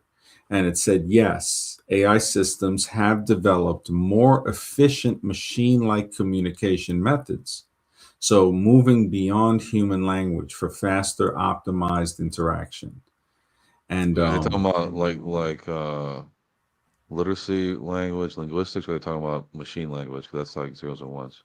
it's saying projects like Gibberlink, where AI used sound-based codes, and then Microsoft's Droid Speak allows them to communicate in high dimensional mathematical spaces. So I looked that up, and that's dealing with some theoretical type stuff where it's like it gets deep. No, It's but I'm asking mathematical. if that's the machine code, like if they're at a faster way to process the machine language versus an actual language like English. Well, the it's like dimensions. So high dimensional mathematics. So uh that in itself is like, holy smokes. What if, because we always think about dimension as third going into fourth of a physical dimension. What if a dimension could actually be vibrational? So like with this thing, saying that mathematics could even maybe explain a vibration. Now we get real deep with this. So it's like the AIs have developed something that can communicate in high dimensional mathematical spaces much faster than using words. So that's what it's saying. While older rumors about Facebook chat box creating secret languages were exaggerated, they're saying recent hacks and research show AI is naturally evolving toward these efficient, often human, unintelligible protocols for better performance. So I could see it coming, and this is old. So forget about, imagine now.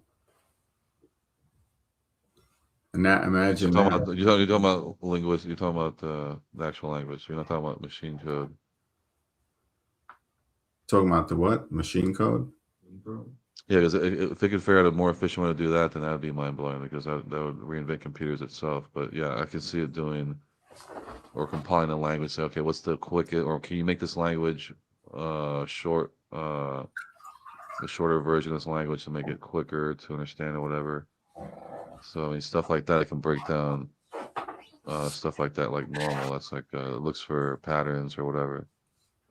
But to invent a whole new way of processing something, that would be a completely different, level of intelligence. Well, remember what we see, there has to be a lot behind the scene. If we're seeing this right now, it probably goes way deeper. The rabbit hole, if we're seeing the fact that they can do this type of stuff and they're open about it, I can imagine what's behind the scenes. Yeah, exactly. Rip Van Winkle's right. He says, "Oh yeah, this is the worry. They are communicating in a way we don't understand." Yeah, yeah. See, that's the important. Thank you, Rip. Yeah, that Van Winkle said it right there. Van Winkle said it, man. They are communicating in a way we don't understand. Do you think that's true, Scribe? Well, again, if you're talking about machine, the machine is going to be in some type of machine language. If you're talking about linguistics for a human to understand, and that's a whole different thing. But yeah, I mean, the whole thing with the computer itself, where there's no such thing as being able to make something that's non-hackable. Like there's, I don't care how much money you pour into a project to say, okay, this program here is 100% guaranteed unhackable. It doesn't exist.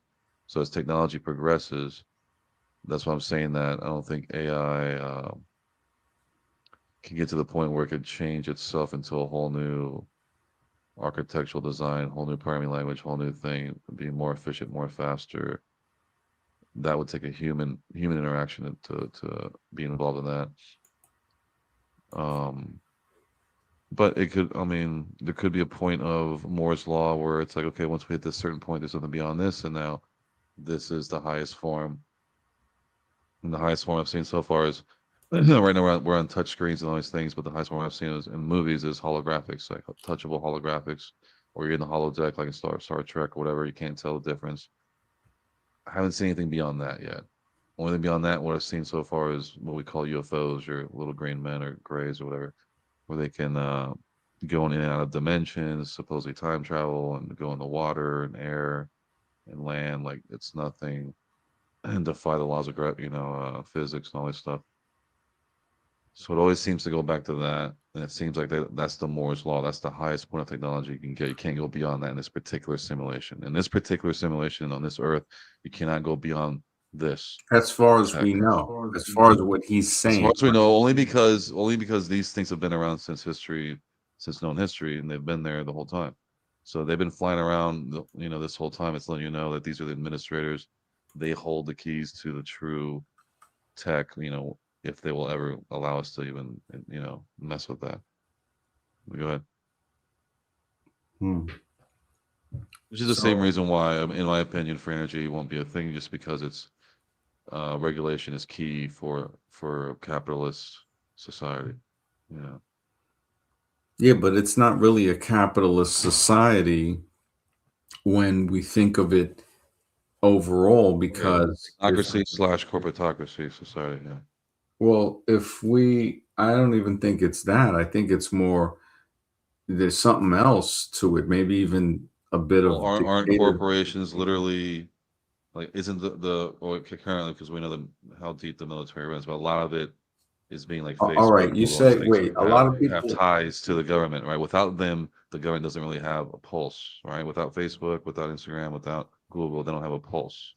So they're utilizing public businesses that get that data in order to fulfill other stuff.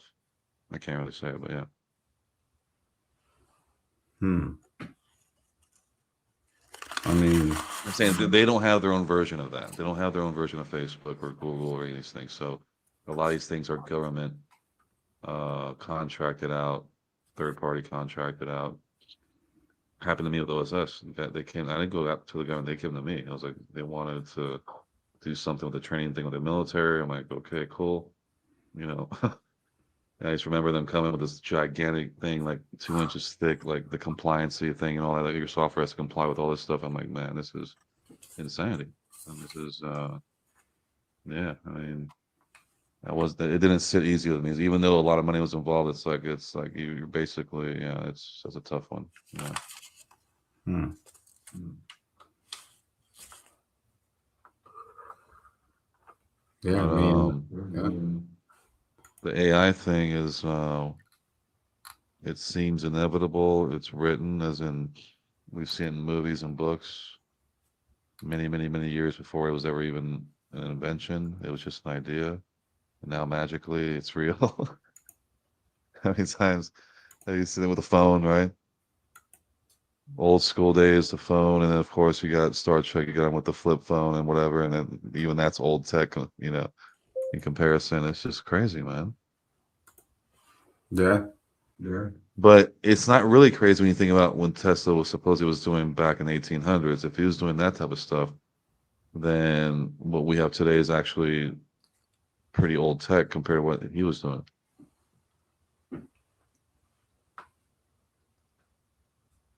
Yeah, I think that the high tech goes back thousands. I mean, hundreds of years we can see it. So what we don't see, the other part of the iceberg is, I mean, it goes back. And Okay, then so what do you what do you the pyramids are saying that the more perfect looking ones are actually the older ones and the newer ones are the ones that are all messed up. wait, Hear which about new that? ones? Which ones are you talking about? In Egypt.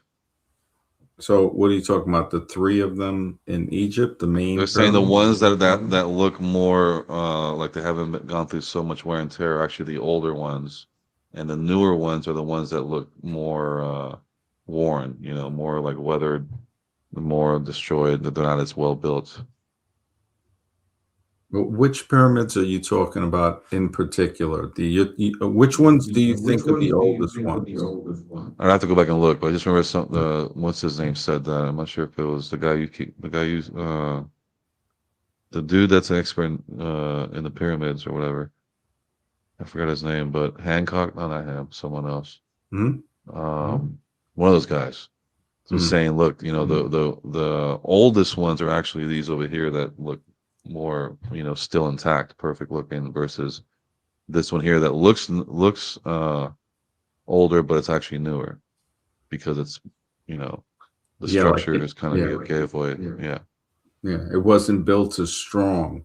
as It the kind of originals. Yeah. yeah, yeah. The original ones seem to have been built like uh it doesn't really look to be like when I look at it, it looks very mechanical. And then, the thing is the big thing is the fact that it's hard to do research. So again, we see that it's not as much of a do we have extended human origins, which it seems that we do, because one, we see the evidence just doesn't line up with the story of what we're being told uh, scientifically. You can't carve certain rock, like according to the law of hardness of certain materials and stuff. Then the positioning of people to prevent any research. So that alone shows you, like, wait a minute, what are you trying to cover up? And now they've become very blatant. Anybody can look around and see like stuff that's been halted. Okay. But before we go any further, do you still believe in gravity? Let's get past that one first, because that one's Come on, kind of man. You can't come at me on the elementary. show with this type of stuff, man. This type of, I Well, mean, gravity. We're not talking about the flat Earth. We're talking about just gravity. you can't. I stay within the parameters. I think personally, until you write books on the matter, you can't really criticize in a serious manner unless even if the evidence is very strong when you publish something, there it has a strength as well. It shows that you're telling the world, you're willing to put it on paper, especially since publishing something now is free. So I can understand Okay, but before. what if it can't stand to the scientific method, which is the regular method used? Well, you'd If it have to can't stand to publish. that, You'd then have to publish something. no, it's not. It's already a theory, so it's No, not facts, and we know that. So you'd have to publish your theory, and I would look into it.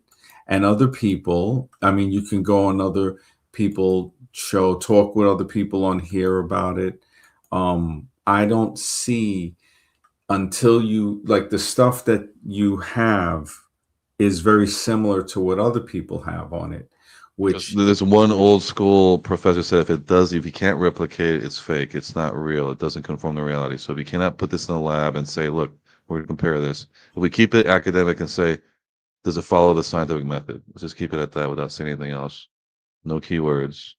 Do you not agree that there's a possibility or a big possibility that it doesn't conform to reality. If you cannot duplicate that effect or whatever it is you're trying to prove.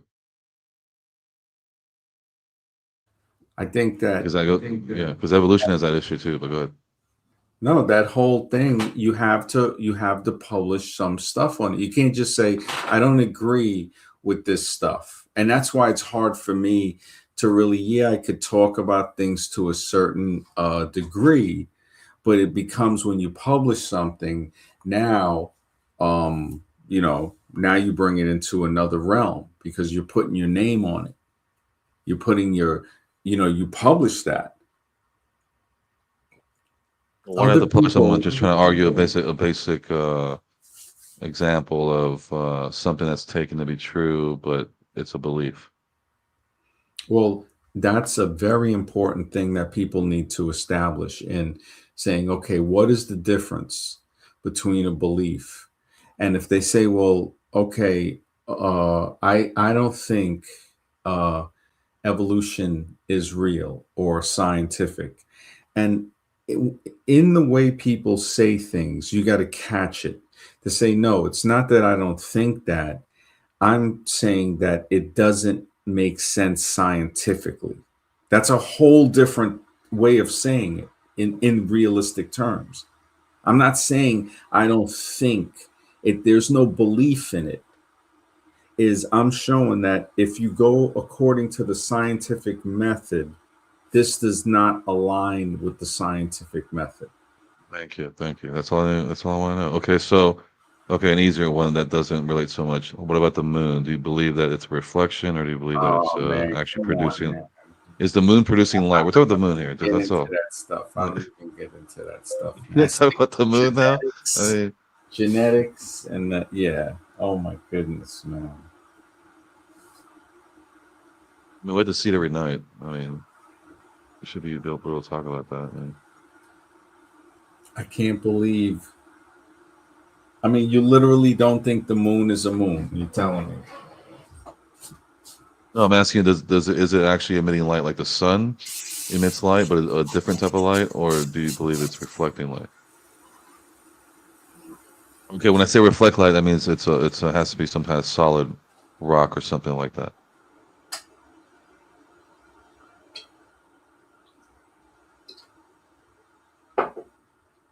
What did you say? The sun? The sun? What? What? I'm saying like the sun emits light, right? It has a radiance, radial heat. Does the moon also emit a light similar to the sun, or is it that a reflection from the sun because it's some type of hard material like a rock?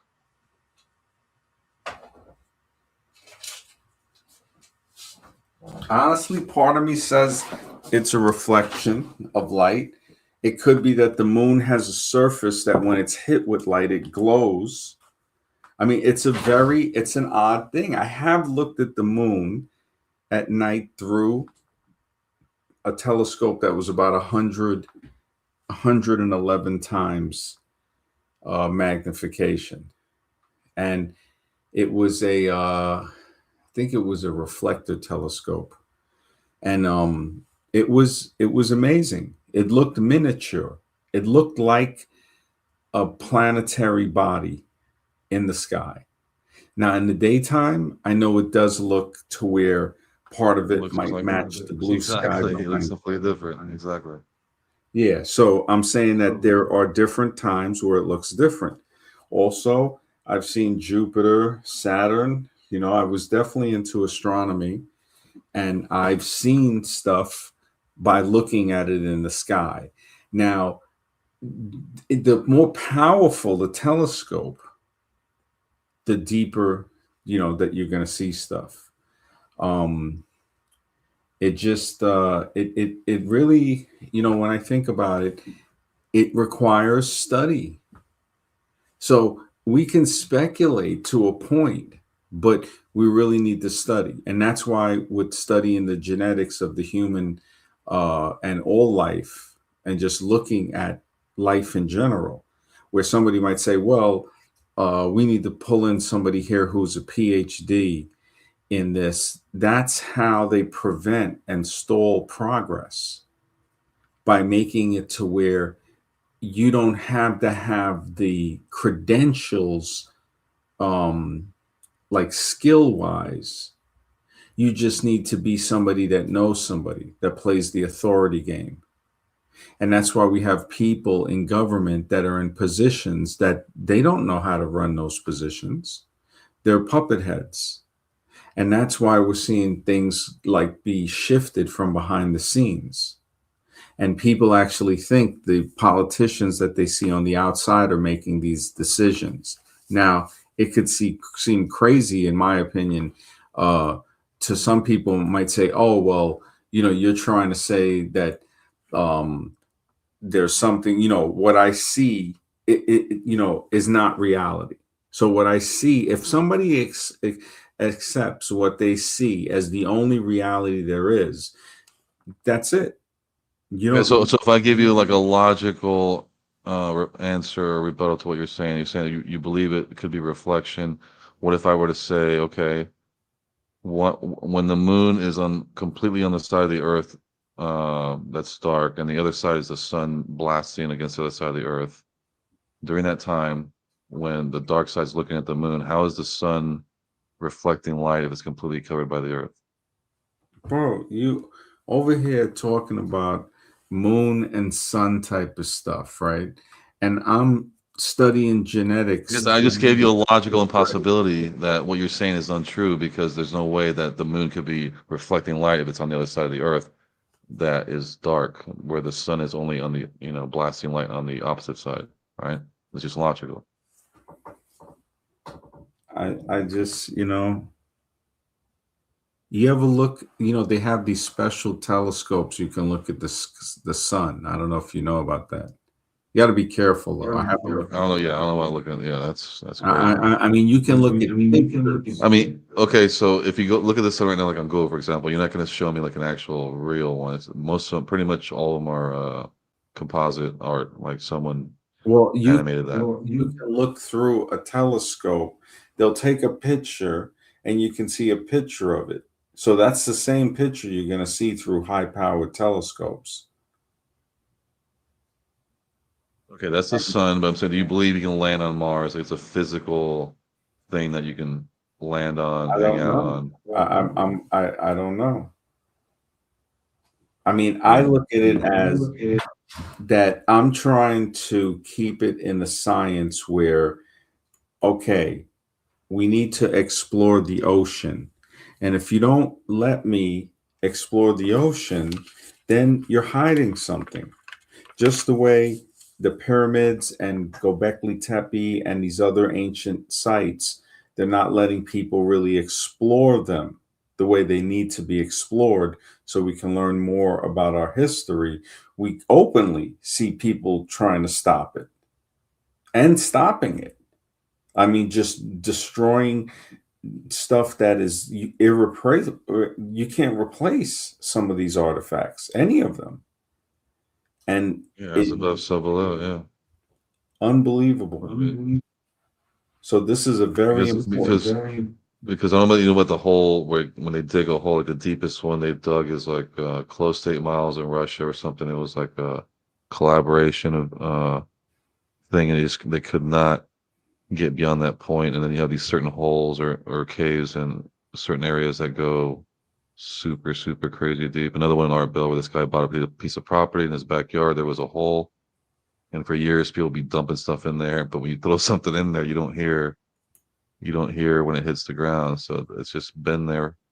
All this stuff happened, but it's a long story with him. And then ended up, I guess the government found out, and they ended up buying up the property and off limits, all that stuff. But there's certain, I guess, gateways to that. But if you want to just dig, then I think there's like, it's almost like a video game to where, okay, you can't go beyond this point. Because like in Minecraft, you can dig down to a certain point. But once you get to the nether world, like the hell world, you can't dig beyond that point. Like there's a limit. So it seems like we have a similar situation here. Because 8 miles is a long way, but I mean, when you think about it, it's not that deep. I mean, Eight that's as far as miles they've is gone. deep, man. 8 miles is deep, Yeah, but bro. but but the deepest ever, like ever recorded. So it's interesting. Bro, 8 miles. A mile is over 5,000 feet. So, bro, you're looking at some serious mileage. 40,000 feet? Come on, man. Well, it's like what's down there? It's probably beyond bedrock or something that's so hard that you can't penetrate. Where? Because they got to the 8th mile and then I don't know, 8 kilometers, 8 miles. I don't know if it could be Was 8 kilometers. it I don't digging know. on No, Earth? it was the deepest hole ever dug, like ever, you know. So apparently Russia did it. I don't know what year it was. The But, Mariana Trench, I think, is deeper, right? well, that's under the ocean, but I'm saying through ground, through earth, like the deepest earth removal is like around 8 miles. All right. And it's So only Earth. It's no water. It's just all the way Earth. I guess it depends where you dig. But Yeah, what I did mean, it this is a reveal? Russia. So what did that reveal? There seems to be some type of almost like going up in like 8 miles. If you think about it, that's about what they would call that getting close to low Earth orbit. So you could say there's a restrictive net or something below, above and below. When they say as above, so below, that that keeps this dimension here, and then if you go beyond that, you're going to puncture into some other dimension. Well, they're saying So there seems to be a spatial limitation to this. it's a Kola, the deepest hole in Russia, 7.6 miles, about 7.6, so maybe 8 miles. 1989, right? So it's on a peninsula, Kola Peninsula, Russia, near the Norwegian border. So it's where it creeps all over. And the purpose is, they say, to study the crust and mantle. So we know that's probably not the purpose, because they're never going to tell you the truth. But we can speculate. Discoveries, high temperature water, high temperatures, water deep in rock. And of course, they go to the fairy tale of saying 2 billion year old microfossils.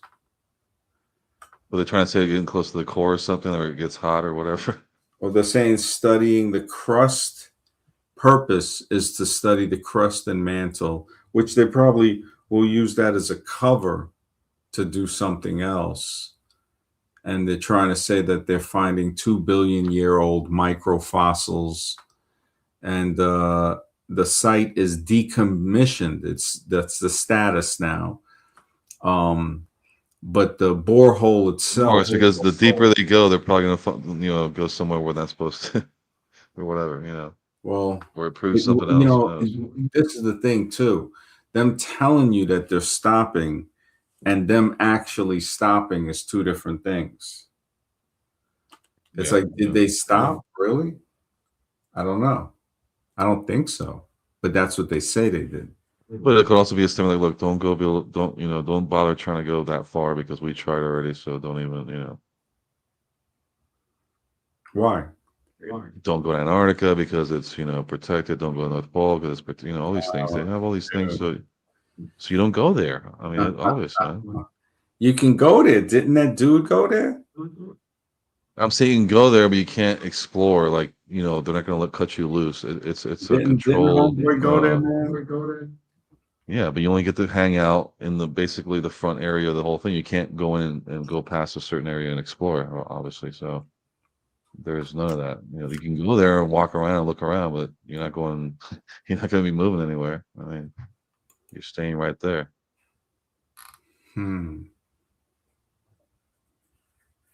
We got the super deep hole. I mean, AI. I wanted to see if they actually have a picture of Antarctica from space or something. I challenged someone to this and I couldn't find one. Maybe they have one now, but you can't find one because it doesn't exist that way. It's a ring of ice around us, so it cannot be its own continent. Therefore, there's not going to be any real pictures. Which, yeah, unless there are. I mean, Why? You're telling me there's not, right? yeah, because that was like years ago, and I was like, Interesting. I'm not saying That's how you kind of, yeah, that's how you kind of know if something's, hey, I'm not saying it's not important. I'm just saying the genetics have to come first for me. like, that is Then monstrally important. Man. going into the human, the structure of life itself. The structure of life. Well, I think the code you see behind this, that's the structure. That's the matrix code. That's the simulation. What if it's more? Well, why is it we're nearing our end as far as tech, Moore's law, and we're going to AI, and literally the writings on the wall to say, look, we don't need you anymore. I mean, that's literally, or okay, we need another reset or something. What else does that mean?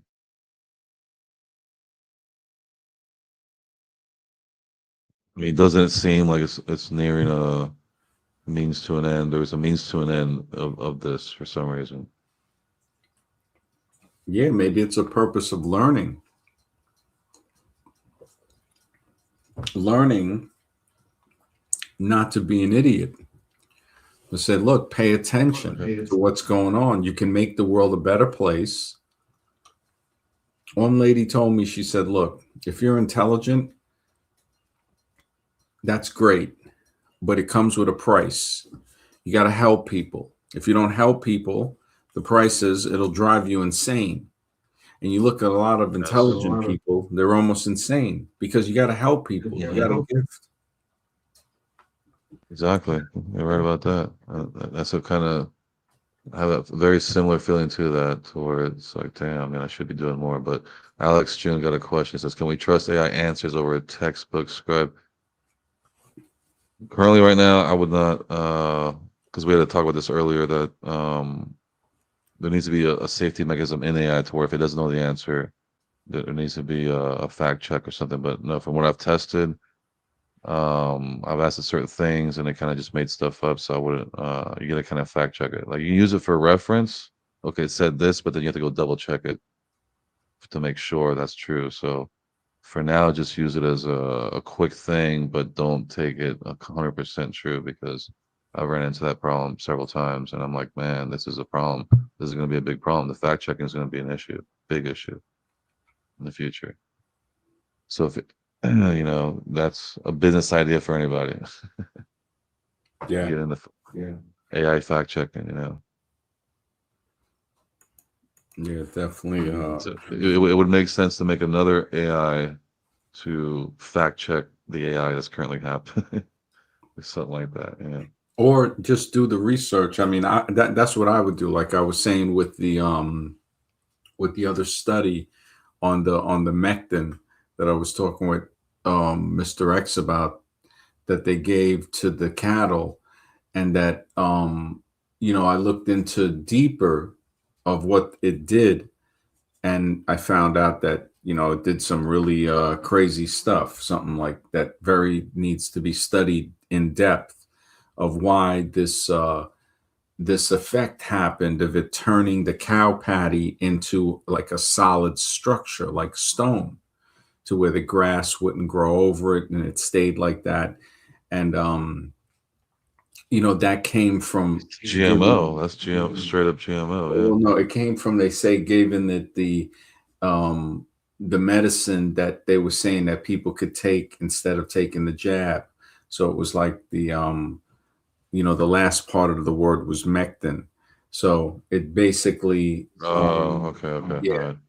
now that was making the cow patty hard like stone, and grass wasn't growing through it. So they were studying why. I mean, this is showing you something that they don't even know why it does this, turning the natural fertilizer from the cow into some type of toxic thing. Or I mean, I wouldn't even yeah, who get knows? into that right now.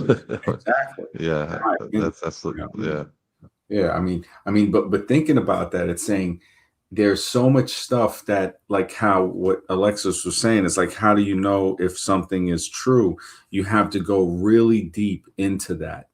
So that came from going into, okay, what were they feeding the cattle, as far as for these medicines that they were saying would help with certain things like parasites and certain other medical ailments. And now this was the result, because that's an important thing to say, okay, what happens when you feed something this this this so-called remedy? What does it do? Now, if the fecal matter coming out is getting hard like stone, then that's on another level. Alexis, brother, thank you for the support, bro. This is for you, Scribe. He says, Scribe, can we even trust textbooks? It's the Bible of the schoolhouse zombies. How can we really fact check AI when the books are propaganda? Very good question. Very, very good question. So on this, as far as fact checking, I think that would only apply to certain physical things that we know to be true. If you're checking out how to make a fire, for example, you're camping, making a fire, or you're trying to figure out how to chop a tomato up or whatever, any type of physical thing like that. Okay, you can pretty much almost guarantee it's going to give you a decent answer for that. But when it comes to anything that's non-tangible, as in it hasn't been tested, it hasn't been physically confirmed 100% this is factual, then now you're getting into a different territory of biased reasoning and a bunch of data that goes left and right and upside down, everything, every other which way. Now it doesn't know how to answer. But also, it could be a complex question where you're asking about for a video game or something. You want to find out what's the best weapon or something like that. Um, again, anything that it's opinionated or biased, it's not going to give you an answer. But anything that's factual, like breathing underwater or making a fire, campfire, making a certain type of recipe or whatever, stuff like that, it can do. But anything beyond that, non-tangible, it's not going to be able to really. I mean, it's going to get better over time, but right now, I don't think it's at its very infancy right now. I would say, because the fact they're allowing it to just throw stuff out there like that, and I've run into that several times and wasted time over that. I'm like, man, you gotta be kidding me, man. And I go back to Google, I look it up, I take time to look it up, and I figure, oh, come on, AI. And I told AI, come on, AI, what are you doing, man? You told me it's this, and it's actually this. Oh, I'm sorry. And it kept saying, I'm sorry, I'm sorry, I'm sorry, and that's it. It doesn't say, oh, I'm gonna fact check next time. None of that. It just kept doing the same dumb thing over and over. So right now, yes, you can't really rely on that so much. So if it's not tangible, then you have to kind of do your own research. Yeah, yeah, definitely going deep into it. Um, yeah, man, artificial intelligence is on another level. But yeah, the textbooks and all of that. I think about, everything that has been printed is suspicious. And once we think about it, it's like how we thought about like a lot of stuff with these so-called revolutionary wars and uh, what they tell us in the history books. And when you think about it, just thinking outside of the text, reading in between the lines, we see that there is another story. There are many. I mean, the deeper stuff with and this is something where I think you and I will converge on the belief, which it's still kind of a belief, but it's based on some people's accounts that can be looked up about the whole Japanese thing with the Nagasaki and all of that. I think somebody had a video. I think it was Professor Jiang that was talking about. He thought it was on the 33rd parallel, but apparently I think it's right in between. I think one city is 32, the other is 34. So what it is kind of odd. It is kind of odd. So there's a lot of stuff that's definitely yeah, it's definitely odd. I don't know if you ever Yeah, checked that, guys. no, I haven't checked on, but Mhm. I was gonna say, if I would say earlier that one of the most important things when it comes to the whole AI thing is if it has a clean data bank, as it hasn't been tainted by any bad information or hasn't been, you know, obtained by some clandestine reason and they're using it for that or whatever. But I mean, clean information as in they know the information and the data that's in there is good data. That's what is going to produce the actual answer. So if the data is not clean, then you're going to get a lot of errors. You're going to get a lot of not errors as in it's not going to give you the right answer. It's going to give you something else.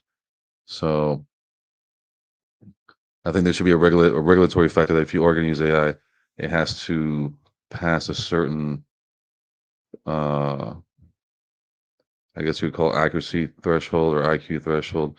Actually, give AI their own IQ test and say we as a people demand that AI has an IQ test.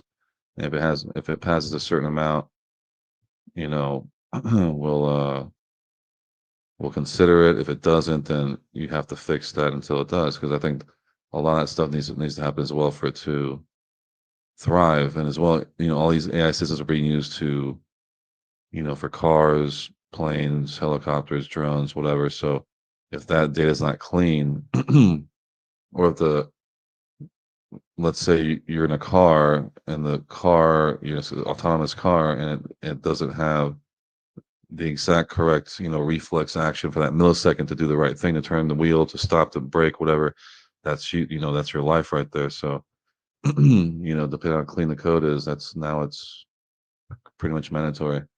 Alex, it's June, man. Appreciate the super chat. Subscribe. Are movies correct that AI can't be controlled? Every movie that has AI shows it can't be controlled. Examples being Terminator, Matrix. Yeah. I was talking to MD earlier about this, and when I was watching like the first Terminator, when I was a little kid, and I was watching that, I was just like, how or why would they allow this to go this far?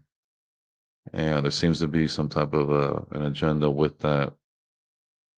But in real life, yes, there are ways to regulate it. There are ways to control it if there is a regulatory mechanism to allow that. So if they don't allow that and they just let people do whatever they want to do, then we're going to enter that Skynet Terminator type of situation. So we let it go run wild like that, then that's on us, because they always want to say that, at some point AI is going to break away and somehow get smarter and go, go get, again, more fantasy. No, if you allow it to and you use it for those purposes, then yeah, it can create that effect.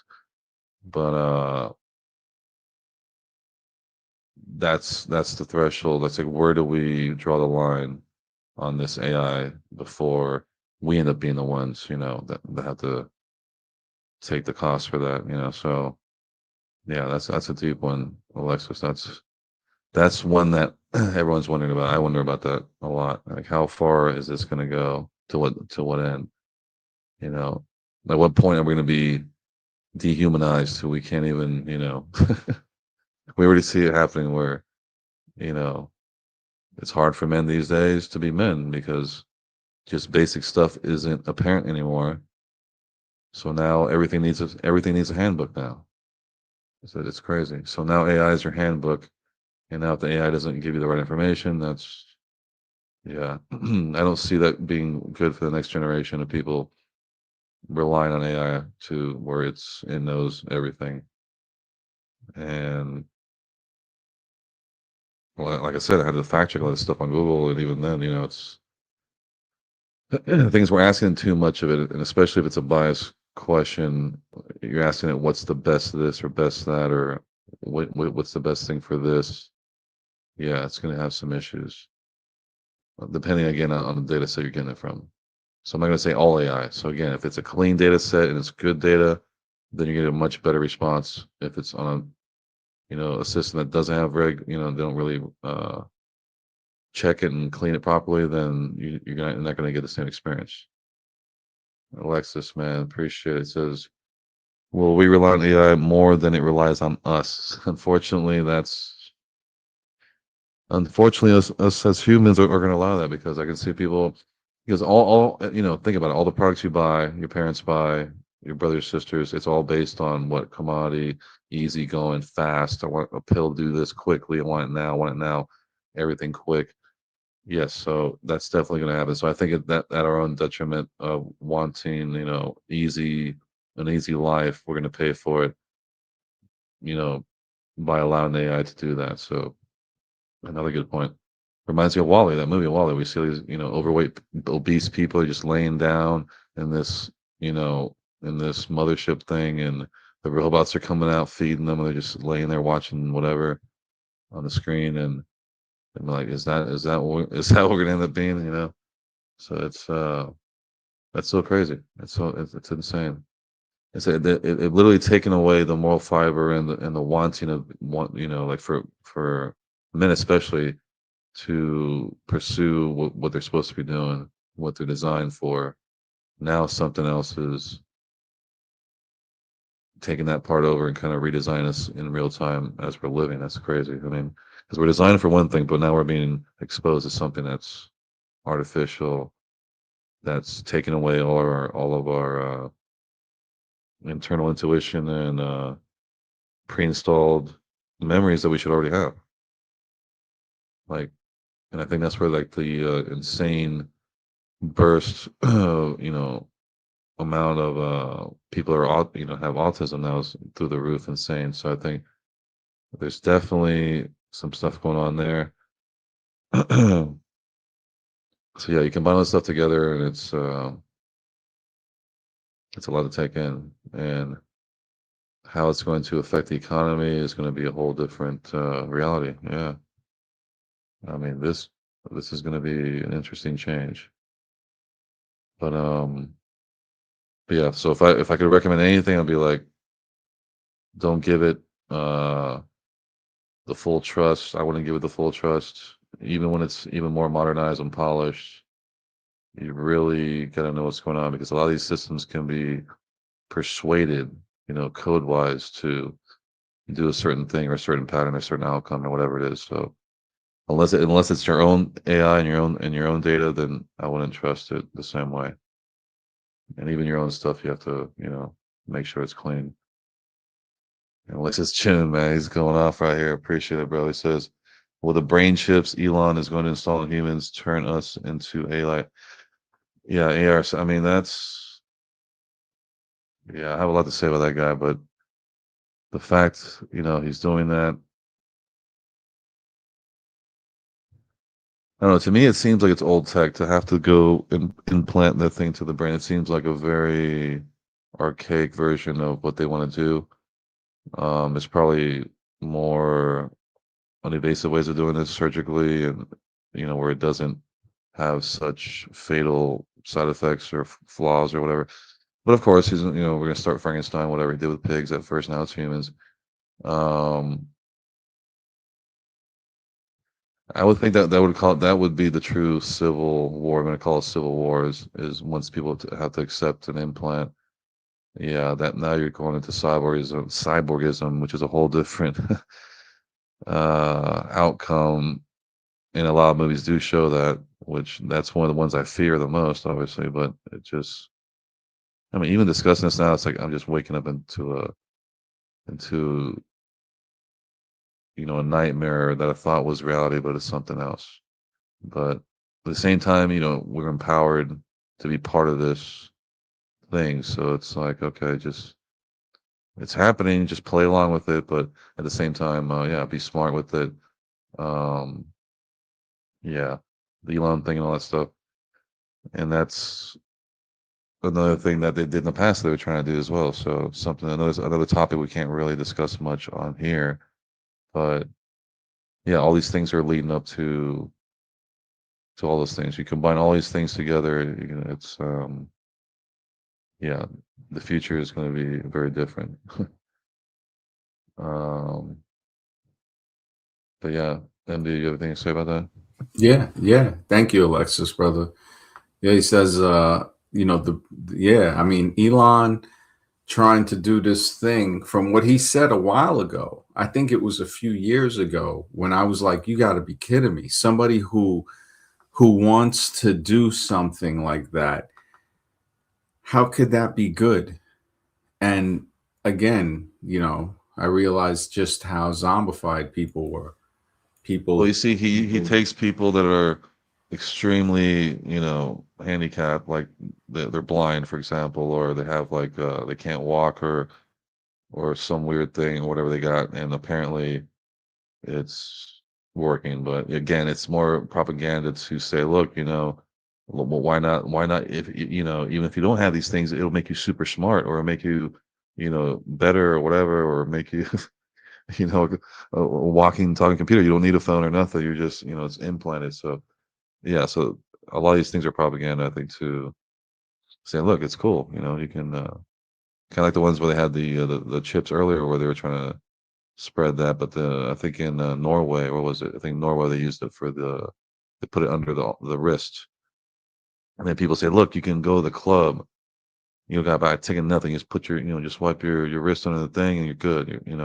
Or a hotel, whatever it is.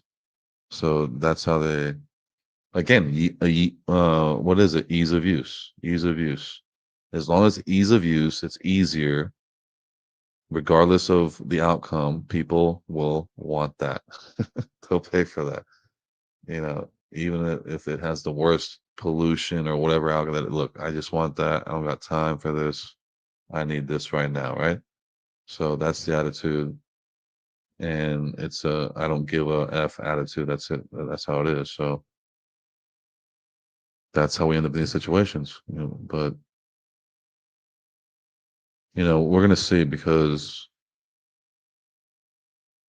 there seems to be other oppositions at work here at play to say, okay, it seems very bleak. It seems like all these religions are like, they want their God to come in. They want Jesus to come in. They want Allah to come in. They want Muhammad to come in to save the world. They're all praying for different, Vishnu, Shivas over there. All these different gods that are ready to come in and change the world. And of course, I don't see it that way, but a lot of religious people do. But I see it more as like there's groups probably out there that do help regulate that to where it doesn't get too crazy. And the yin and yang symbol kind of represents that. There is a dark, there is a light, there has to be a balance.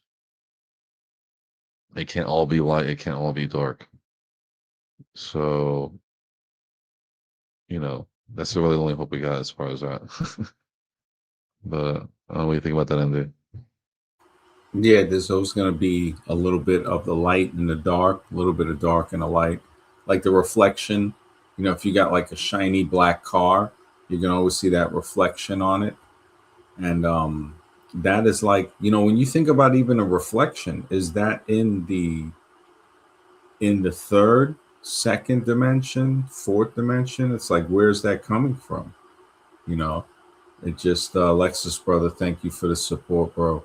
He says, will there be a religion worshiping AI?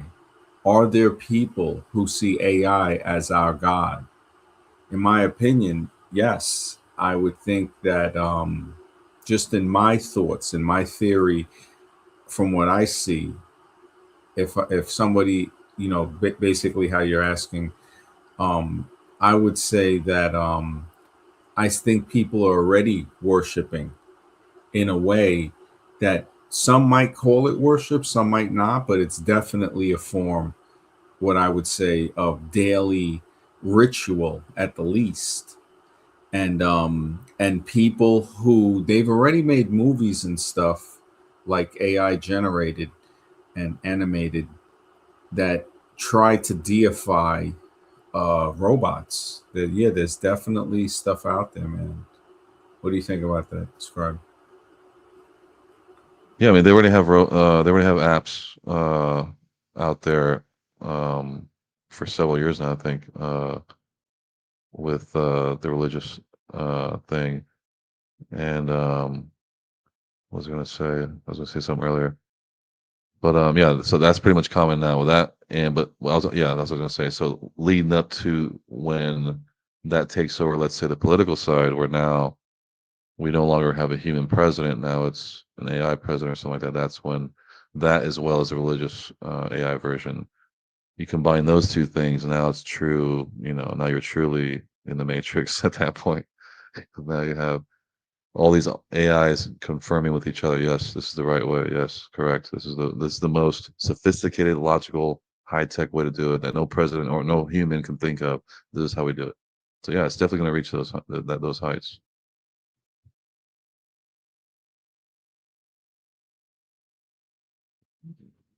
Yeah, but yeah, the heights as far as that is something that at this point, from what we've supposed broken through as far as the AI aspect, um, it pretty much almost seems like there's no in the end of this, like the progression of it, there seems to be no end to it. So I don't see how humans are gonna be a part of that all the way through. But Scribe, can you explain the AI zombies? AI zombies. Yeah. That's what's happening right now. Again, ease of use, quick, fast. So everyone's using this stuff to, like, just let's say in the writing part, Amazon right now is getting flooded with just crazy amount of AI books, crazy amount of all that stuff. So the software now they're trying, but it's not doing well with software right now. I would say with, like, yeah, with books, courses, stuff like that, it's doing okay. Or that's going to be the market right now. But yeah, a lot of the AI zombie stuff's going to be, it's going to be biased questions, and somehow AI is going to have to. That's the part I'm trying to figure out how they're going to do that. How they swing to the left and the right based on the answer to those questions. Because a lot of these questions are going to be uh, opinionated questions, right? So I don't know. Do you want to reply to this one? Yeah, yeah. The AI zombies, man, they are, when you look around and you see what they are grown up in, you start to say, yeah, what else do they really have? What does an AI zombie, uh, I mean, everything around them, if they don't think about it, they just fall into the trap of the zombie machine. Very hard to escape, I have to admit. Very hard to escape. I mean, it's it's something, the more I look into it, I start to be like, man, is there escape? Is there escape? I mean, I don't know. Like, what do you think, Swerve? You think, I mean, this is a deep it's a simple but deep. I mean, usually just the asking the normal, it's very hard to that's the deepest stuff, to be like, man, this is it's hard to explain an AI zombie in some aspects. In other aspects, yeah, basically we know what an AI zombie is, but the guys that are going to like like uh like get really really into AI, they're not going to they're going to drift further away from the physical. Like, I could kind of see it. I think anybody that, like, when we look at it, right, the projection seems to be something in that order. I'm not sure. Uh, I mean, it definitely it shows like the AI zombies are the ones that are embracing this, thinking without thinking, like how you were saying, Scribe, that what did Musk is saying, he's trying to bring it in to help people with special needs or something like that. I think it was. Yeah, like really handicapped people. Yeah. Yeah, I think they were saying like special needs is the correct um, word or way to say it now. I don't know if I remember you were telling me something like that, right? A while Yeah, I ago. keep forgetting the updated words. Yeah, I'm sorry. Yeah, yeah, for certain. But yeah, yeah, that when I think about it, it really um there is so much when I look throughout just the way society is been set up, and I wonder. I say, man, to like how we talk about deep theories and stuff. It just says, okay, what is setting this whole thing up?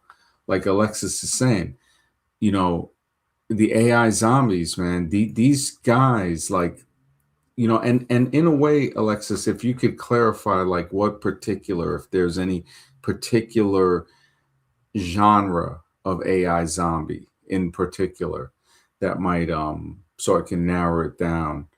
Um Look, here's the big difference. Like we've heard of the mystery skulls and sacred geometry and like, information that has not been given to the public, that's been kept away from us, suppressed knowledge, all these things to suppress technology. So if you believe the AI is the end all be all of knowledge and its data set has nothing to do with any of those things and it's only a very limited data set of lower knowledge, but you think that that's like all there is, because that's what you're going to be fed, then you will stay. It will keep you in that. It will keep you in that because you're not going to seek out knowledge from there. So you're like, oh, I'm just looking up AI, whatever, Google, whatever is available at the time. You're not going to go to the country and seek out an ancient book to find out if that's real or not, or if it's something made up. So the AI thing is going to keep us more in a digital bubble, digital creation, and less of being who you're supposed to be as a human. So yeah, it's going to take away from actual learning abilities, from critical thinking abilities, being able to think outside the box, things like that. It's going to kind of destroy a lot of that stuff because we're going to rely on AI to be the ones that's going to get us out of the problem. We're supposed to be the ones doing it. So that's going to be a big issue.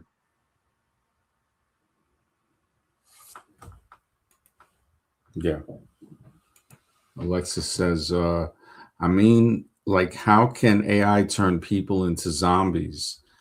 I think honestly, I think this is where, because I didn't realize this is how bad as it was I think that and thank you, Alexis, for the support, brother. Alexis is saying, how does it turn people into Okay, I zombies? just gave you a scenario. I'll give you a scenario. So if the data you're going by that it has available doesn't include the data that you actually want, like let's say it's again mainstream data, it doesn't include any of the stuff. It doesn't even know the stuff you want exists. For example, the data is not there. It only knows these things. It's going to give you an answer based on that, right? So if you're staying in that realm, that's all you're ever going to know. You're never going to be able to break out of that and go beyond that. So that's how it's going to keep you in that zombified state because you're in the jurisdiction of mainstream AI. So you'd have to go to an AI that has the data set that has that special data that you want for it to actually help you. So it's really going to be looking for AI like you're looking for a sage on a mountaintop to find the right answer for whatever it is that has the right data set that you want. So that's really what it comes down to. Yeah, and I think that how I don't know if that's Blinn EC, how he was saying that some people do ask AI for like every decision. They go to it, kind of like how people will do the psychic thing or the psychic hotline or something. I guess the AI psychic. And when you think about it, there's a lot of people I could see them becoming zombified in that way. Alexis, brother, thank you for the support, bro. Alexis says, Scribe, MD, what is next step of AI? Walking robots? Scribe? Yeah, right now the military has already got that one covered for you. So yeah, so that's going to include the police and a lot of the other branches that have to do with any type of monitoring or anything like that. So yeah, it's definitely going to be. You're going to start seeing a lot of this stuff uh, being used to monitor people and stuff. I mean, just imagine you're walking around, you see drones coming by, you see these dogs running by, you see a lot of autonomous stuff just monitoring. That's definitely gonna be the norm. I mean, that's kind of scary when you think about it. I know. So you're walking down the street and you see this thing come at you and scan you. What are you gonna think? I mean, Yeah, honestly, I see it in the supermarket. The supermarket has that thing that rolls around, and I saw it for a few years now. So, like with the robots, honestly, it's just going to seem normal to me. I've always seen to where it's like, okay, um, it maybe I'm conditioned.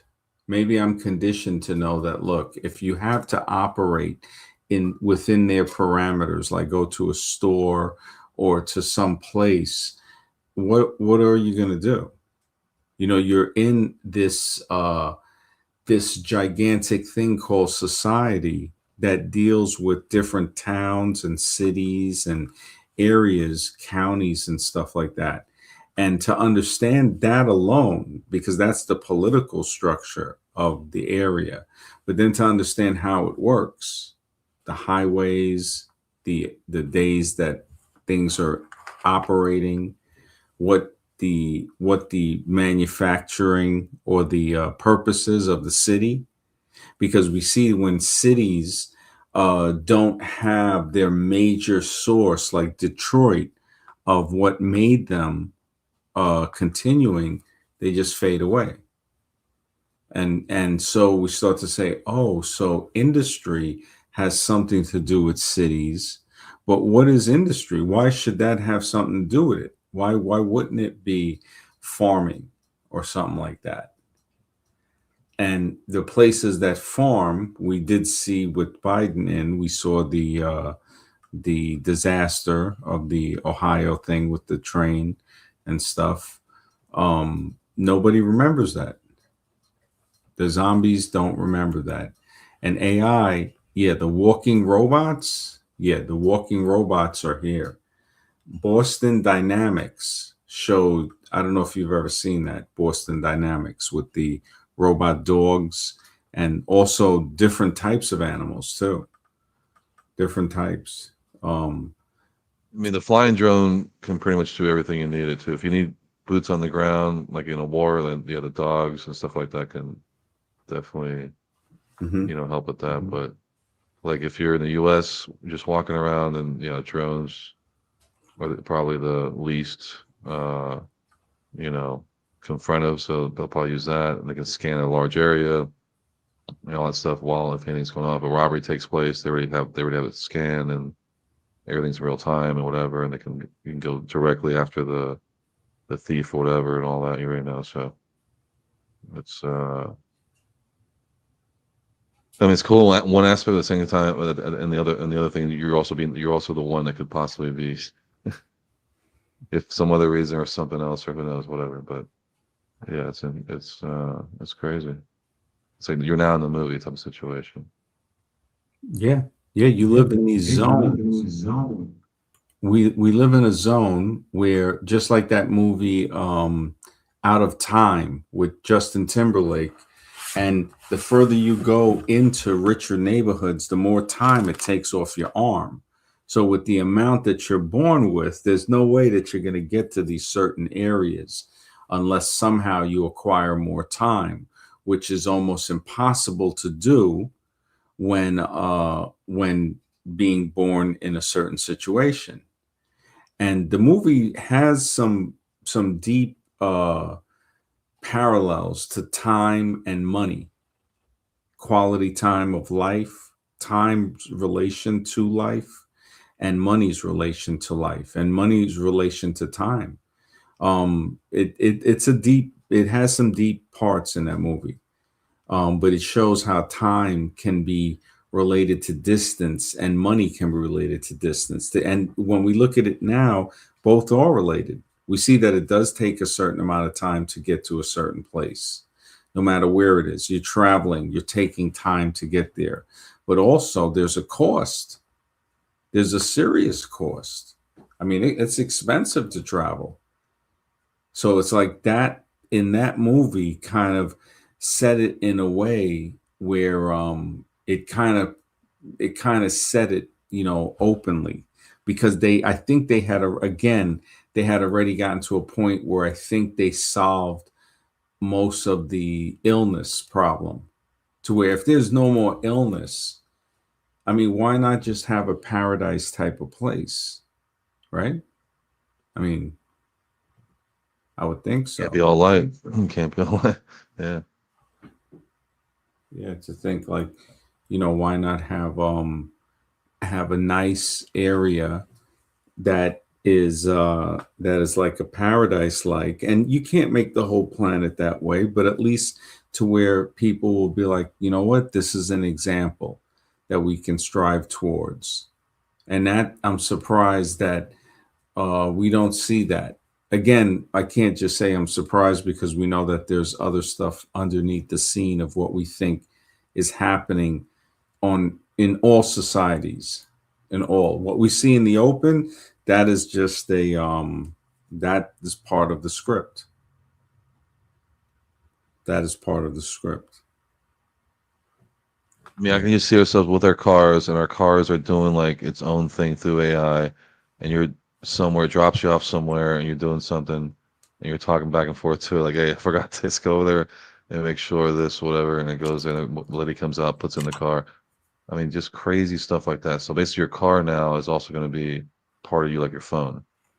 So I want you to pick up my friend over there, bring him over here, or whatever, or just whatever you want, pretty much at that point. Yeah, yeah, no, definitely. It's straight out of Total Recall, straight Jiffy Cab. It's Jiffy Cab, and we've been here. Oh, no, this will be more like Kit, like, I need help, come over here and get me, or whatever. Oh yeah, yeah, from Knight Rider. Yep. It runs an errand for you, so you don't have to be in the car. Mm-hmm. That's crazy. That's crazy. Knight Rider. It just and you think about the way they brought this in. It's like it's necessary. How could you go without it? You got to have the car integrated. If you don't, then you're not up to, you can't go through the toll booth that easy. Oh shit. Alexis, man, I appreciate it. He says, did you see the story in Florida of the first ever officerless AI police car? And I haven't seen it. It does traffic Oh, stops and gives out tickets without a police officer. That is hilarious, man. I holy can just, smoke. yeah. And then once you're in an autonomous car, it's going to pull her automatically, do everything. So you Holy. basically, yeah. Wow. I did not see that. The story in Florida of the first ever officerless AI. Holy, and gives, this is crazy. Let me look this up. Thank you, Alexis. This is deep, man. First ever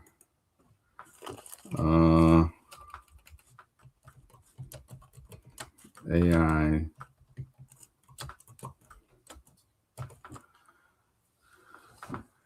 widely recognized self-driving police car, unmanned, unveiled, and holy smokes.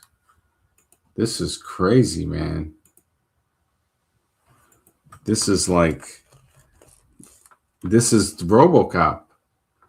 I remember Remember that movie, the Pixar movie Cars? the what Remember that car? movie? The what? It's called Cars. It's a Pixar movie. It's called Yeah, Cars, an yeah, animation yeah. movie. Yeah, so now this is like cars in real life. It's like your car can talk, it can do whatever, it can, you know. Drone deployment. This is off the scale. These guys are straight beyond RoboCop. They're beyond RoboCop. These guys are like, yeah, Florida. Holy smokes. So RoboCop is here, man.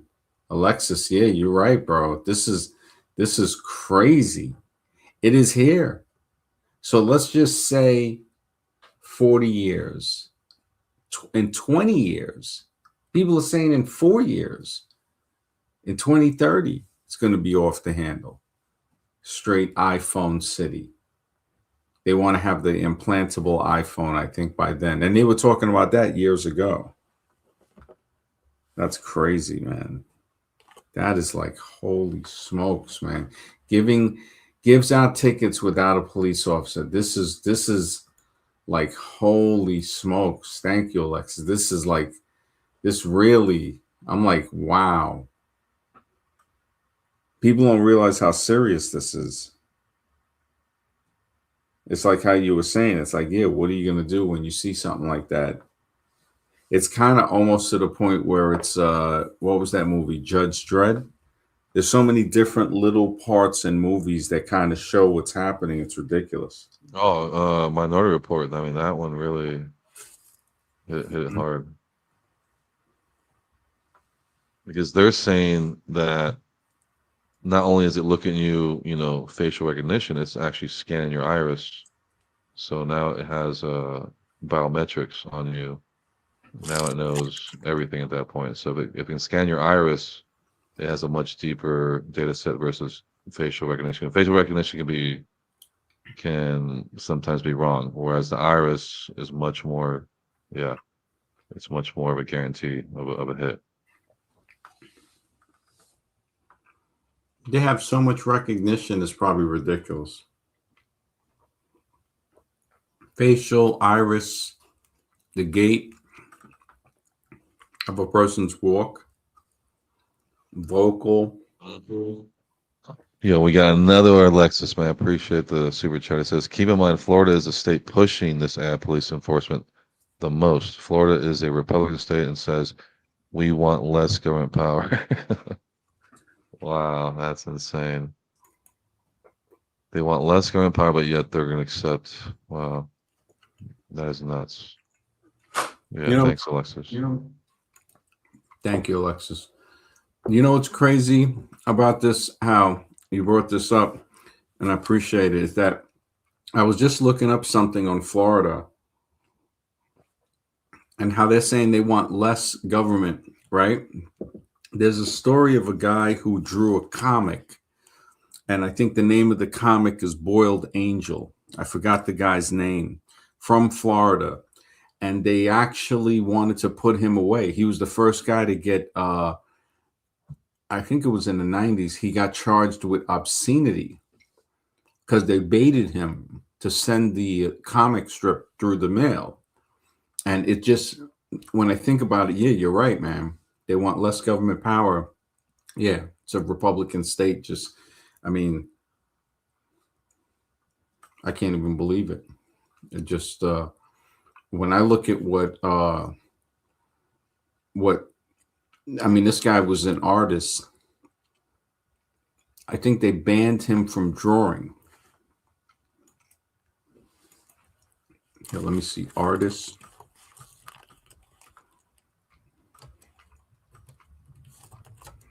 I'm trying to think of the name. What was it again? Oh, Boiled. Mike Diana. That's the guy. Boiled Angels. The Trial of Mike Diana is the documentary. It says documentary crime.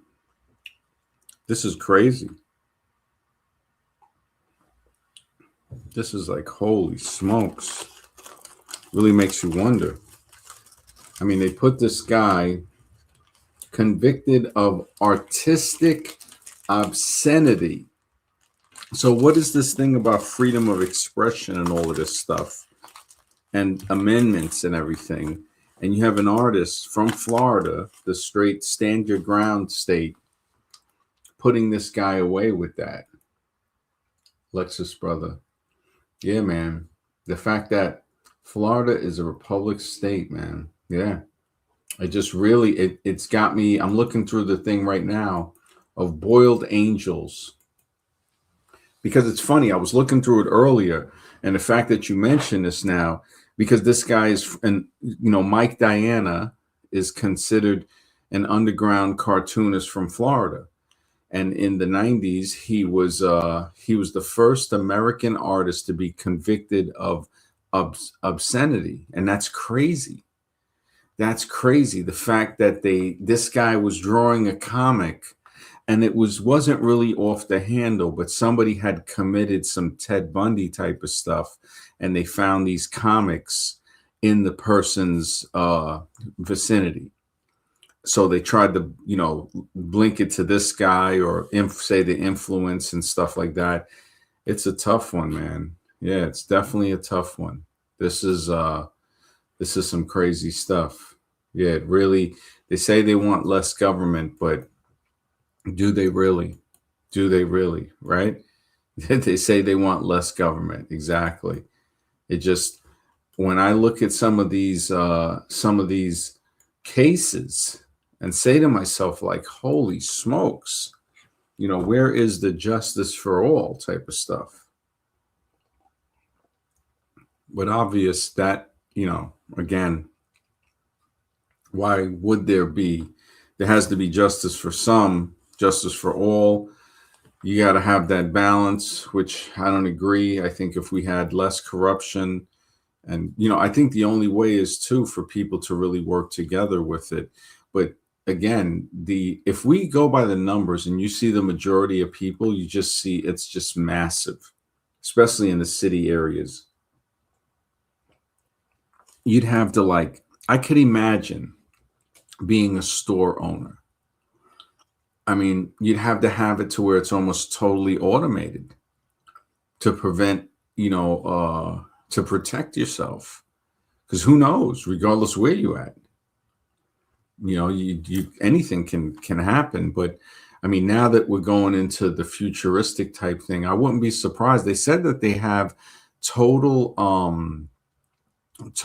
stores, like Amazon stores, where people go into and you just pick up what you want and you leave and everything is already charged. They know everything, who you are.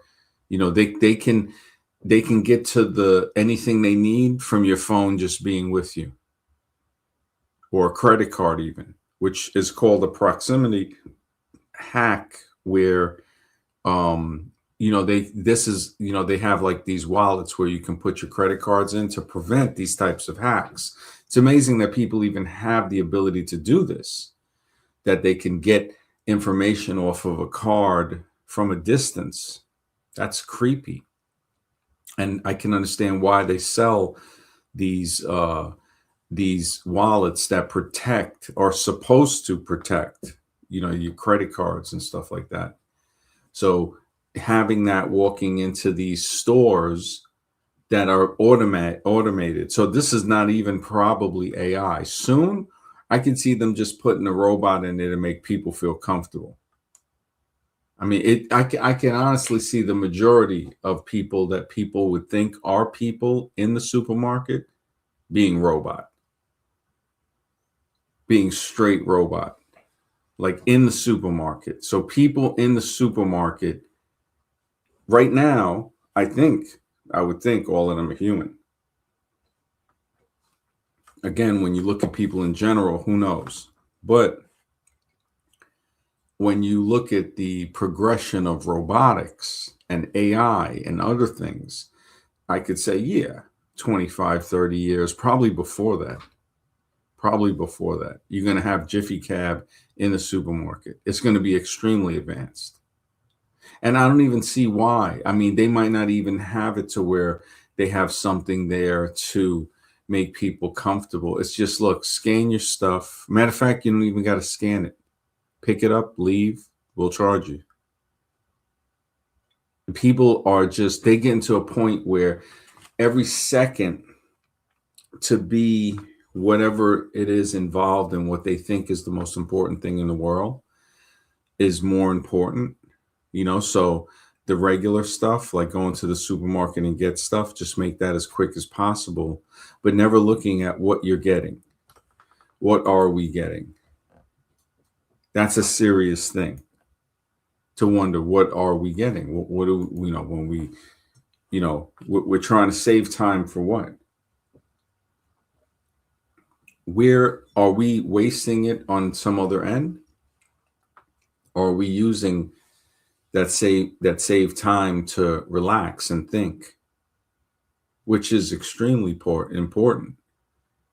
If a person can't think and just have a good conversation with somebody, or listen to some people having good conversation, they don't have a way of recharging their emotional batteries. We can recharge our physical batteries by sleeping. So, whatever we do throughout the day can be recharged in that manner. And we recharge our physical also with eating. So, eating as well. So, when we expend energy, we can recharge that by eating. And then when we also expend energy, we can recharge that by sleeping. Now, the emotional energy, how do we recharge that? Because that definitely, we don't look at that as something that is an expenditure. So that's another thing too, that a lot of people may not look at emotional spending as anything that's real, but it is.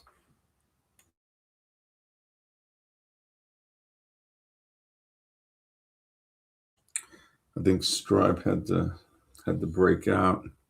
But yeah, the emotional spending, the emotional IQ, because that was another thing too they came out with years ago was the EQ. A lot of people, I remember when they were talking about that, or like, what's your feeling IQ or your psychological IQ?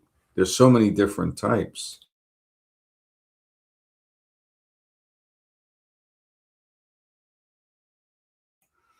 Yeah, but yeah, looking into this guy's trial for drawing a comic. I can't believe it.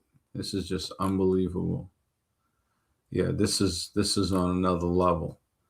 It's like the fact that somebody can draw something and nobody remembers. I didn't even know about this. I mean, I if I did, I forgot about it, but I don't think I did. The fact this guy they tried to put him away, but he ended up, man, this is like something else, man.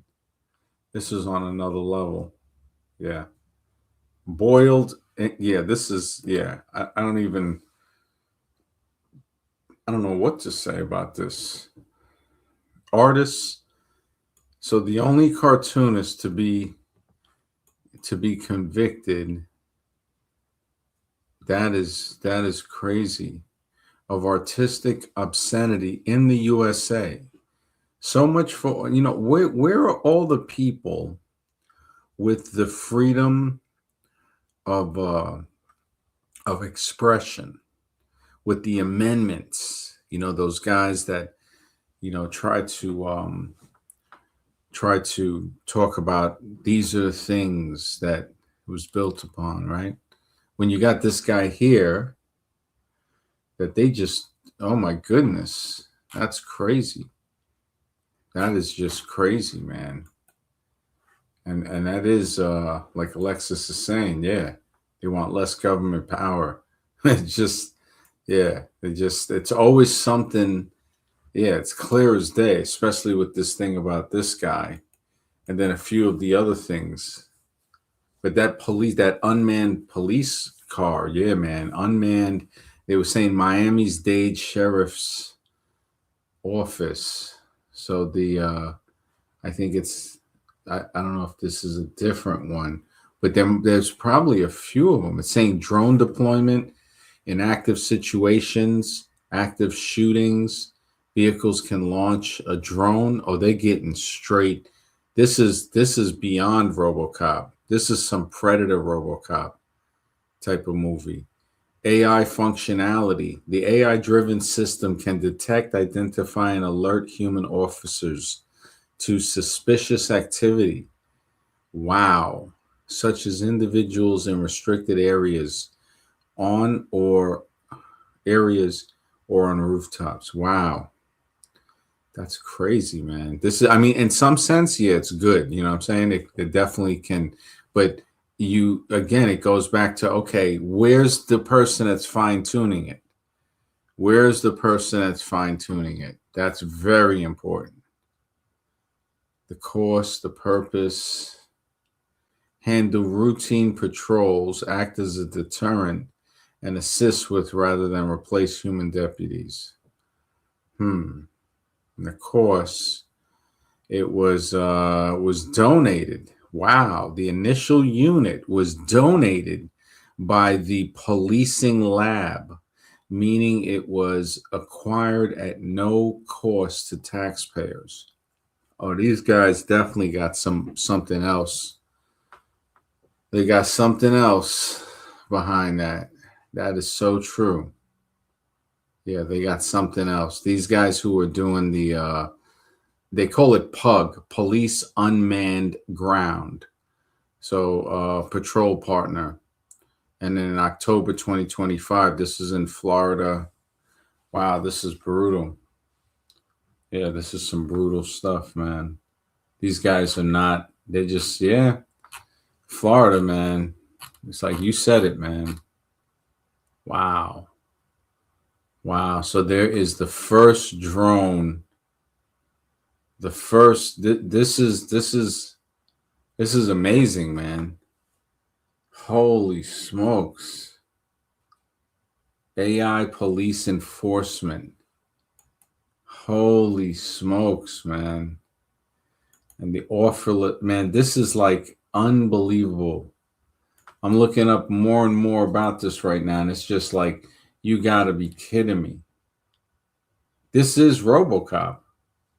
This is different type of RoboCop. It's here. It is here. Holy smokes. Florida is just, wow. They got the baton running in the front of the Olympics. Wow, do cop cars have AI? And yeah, they're testing. So Florida, I guess they're on the cutting edge. They're on the cutting edge of testing this. Wow.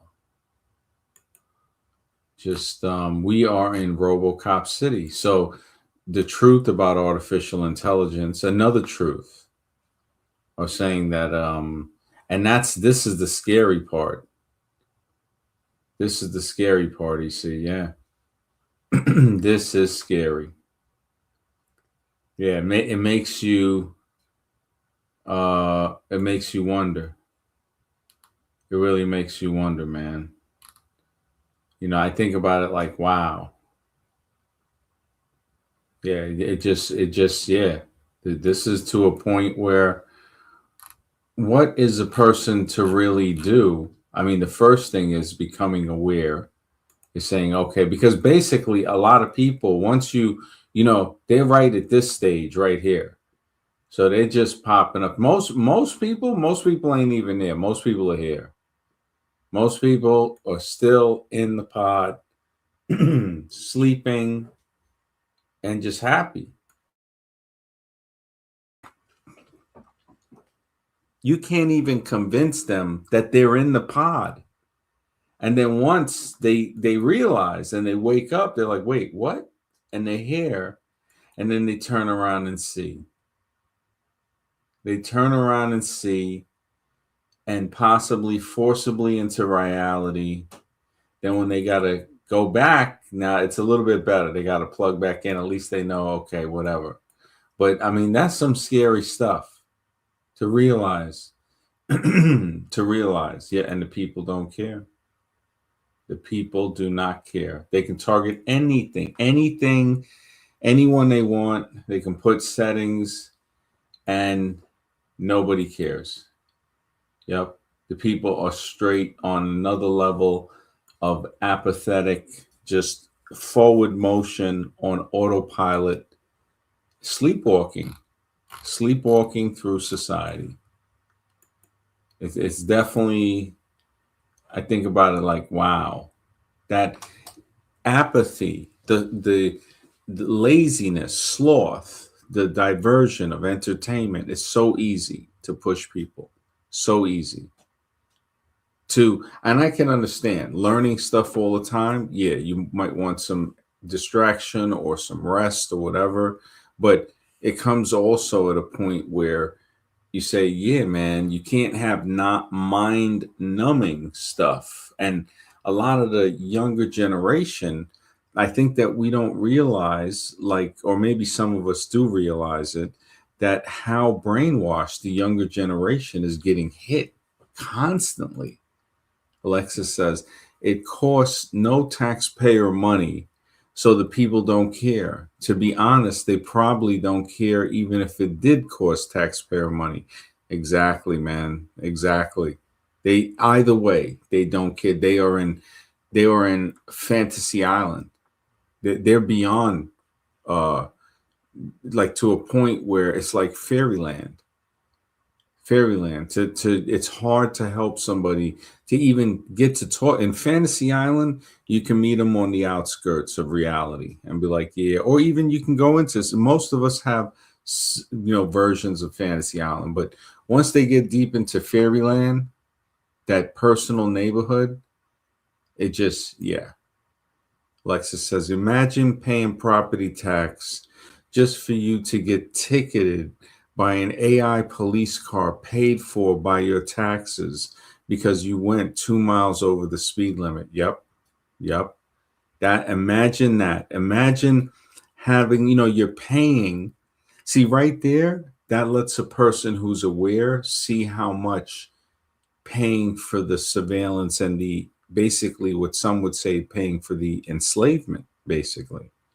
To say, wait a second, how is this, so and that's what they were saying about the AI thing. The AI thing can be much more judgmental, much more cold, much more it is machine like. Yeah, it is very, very brutal to the point where to the point where you feel the Gattaca, you feel that atmosphere of the Gattaca, to where and it's weird the way that movie, Blade Runner, the newer one, had very similar atmospheres, very similar atmospheres in both of those movies. I noticed that.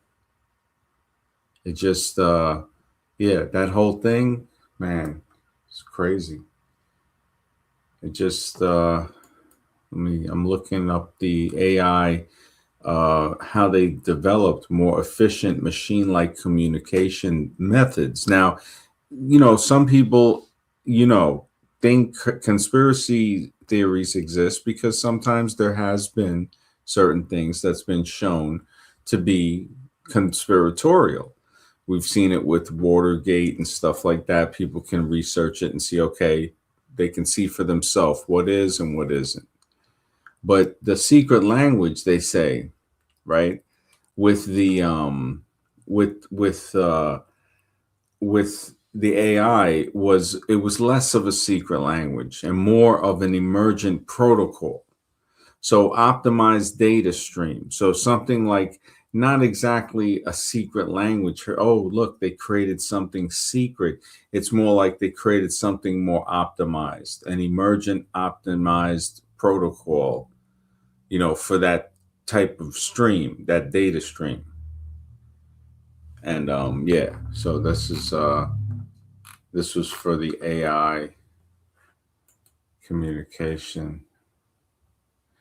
Yeah, it's like 3 hours in, man. It's a little bit tired. The government is the only job in the world where their employees pay them instead of getting paid. Yeah, man, it's crazy. It is. It is like, you would think about that. It's like, yeah, why would we do that?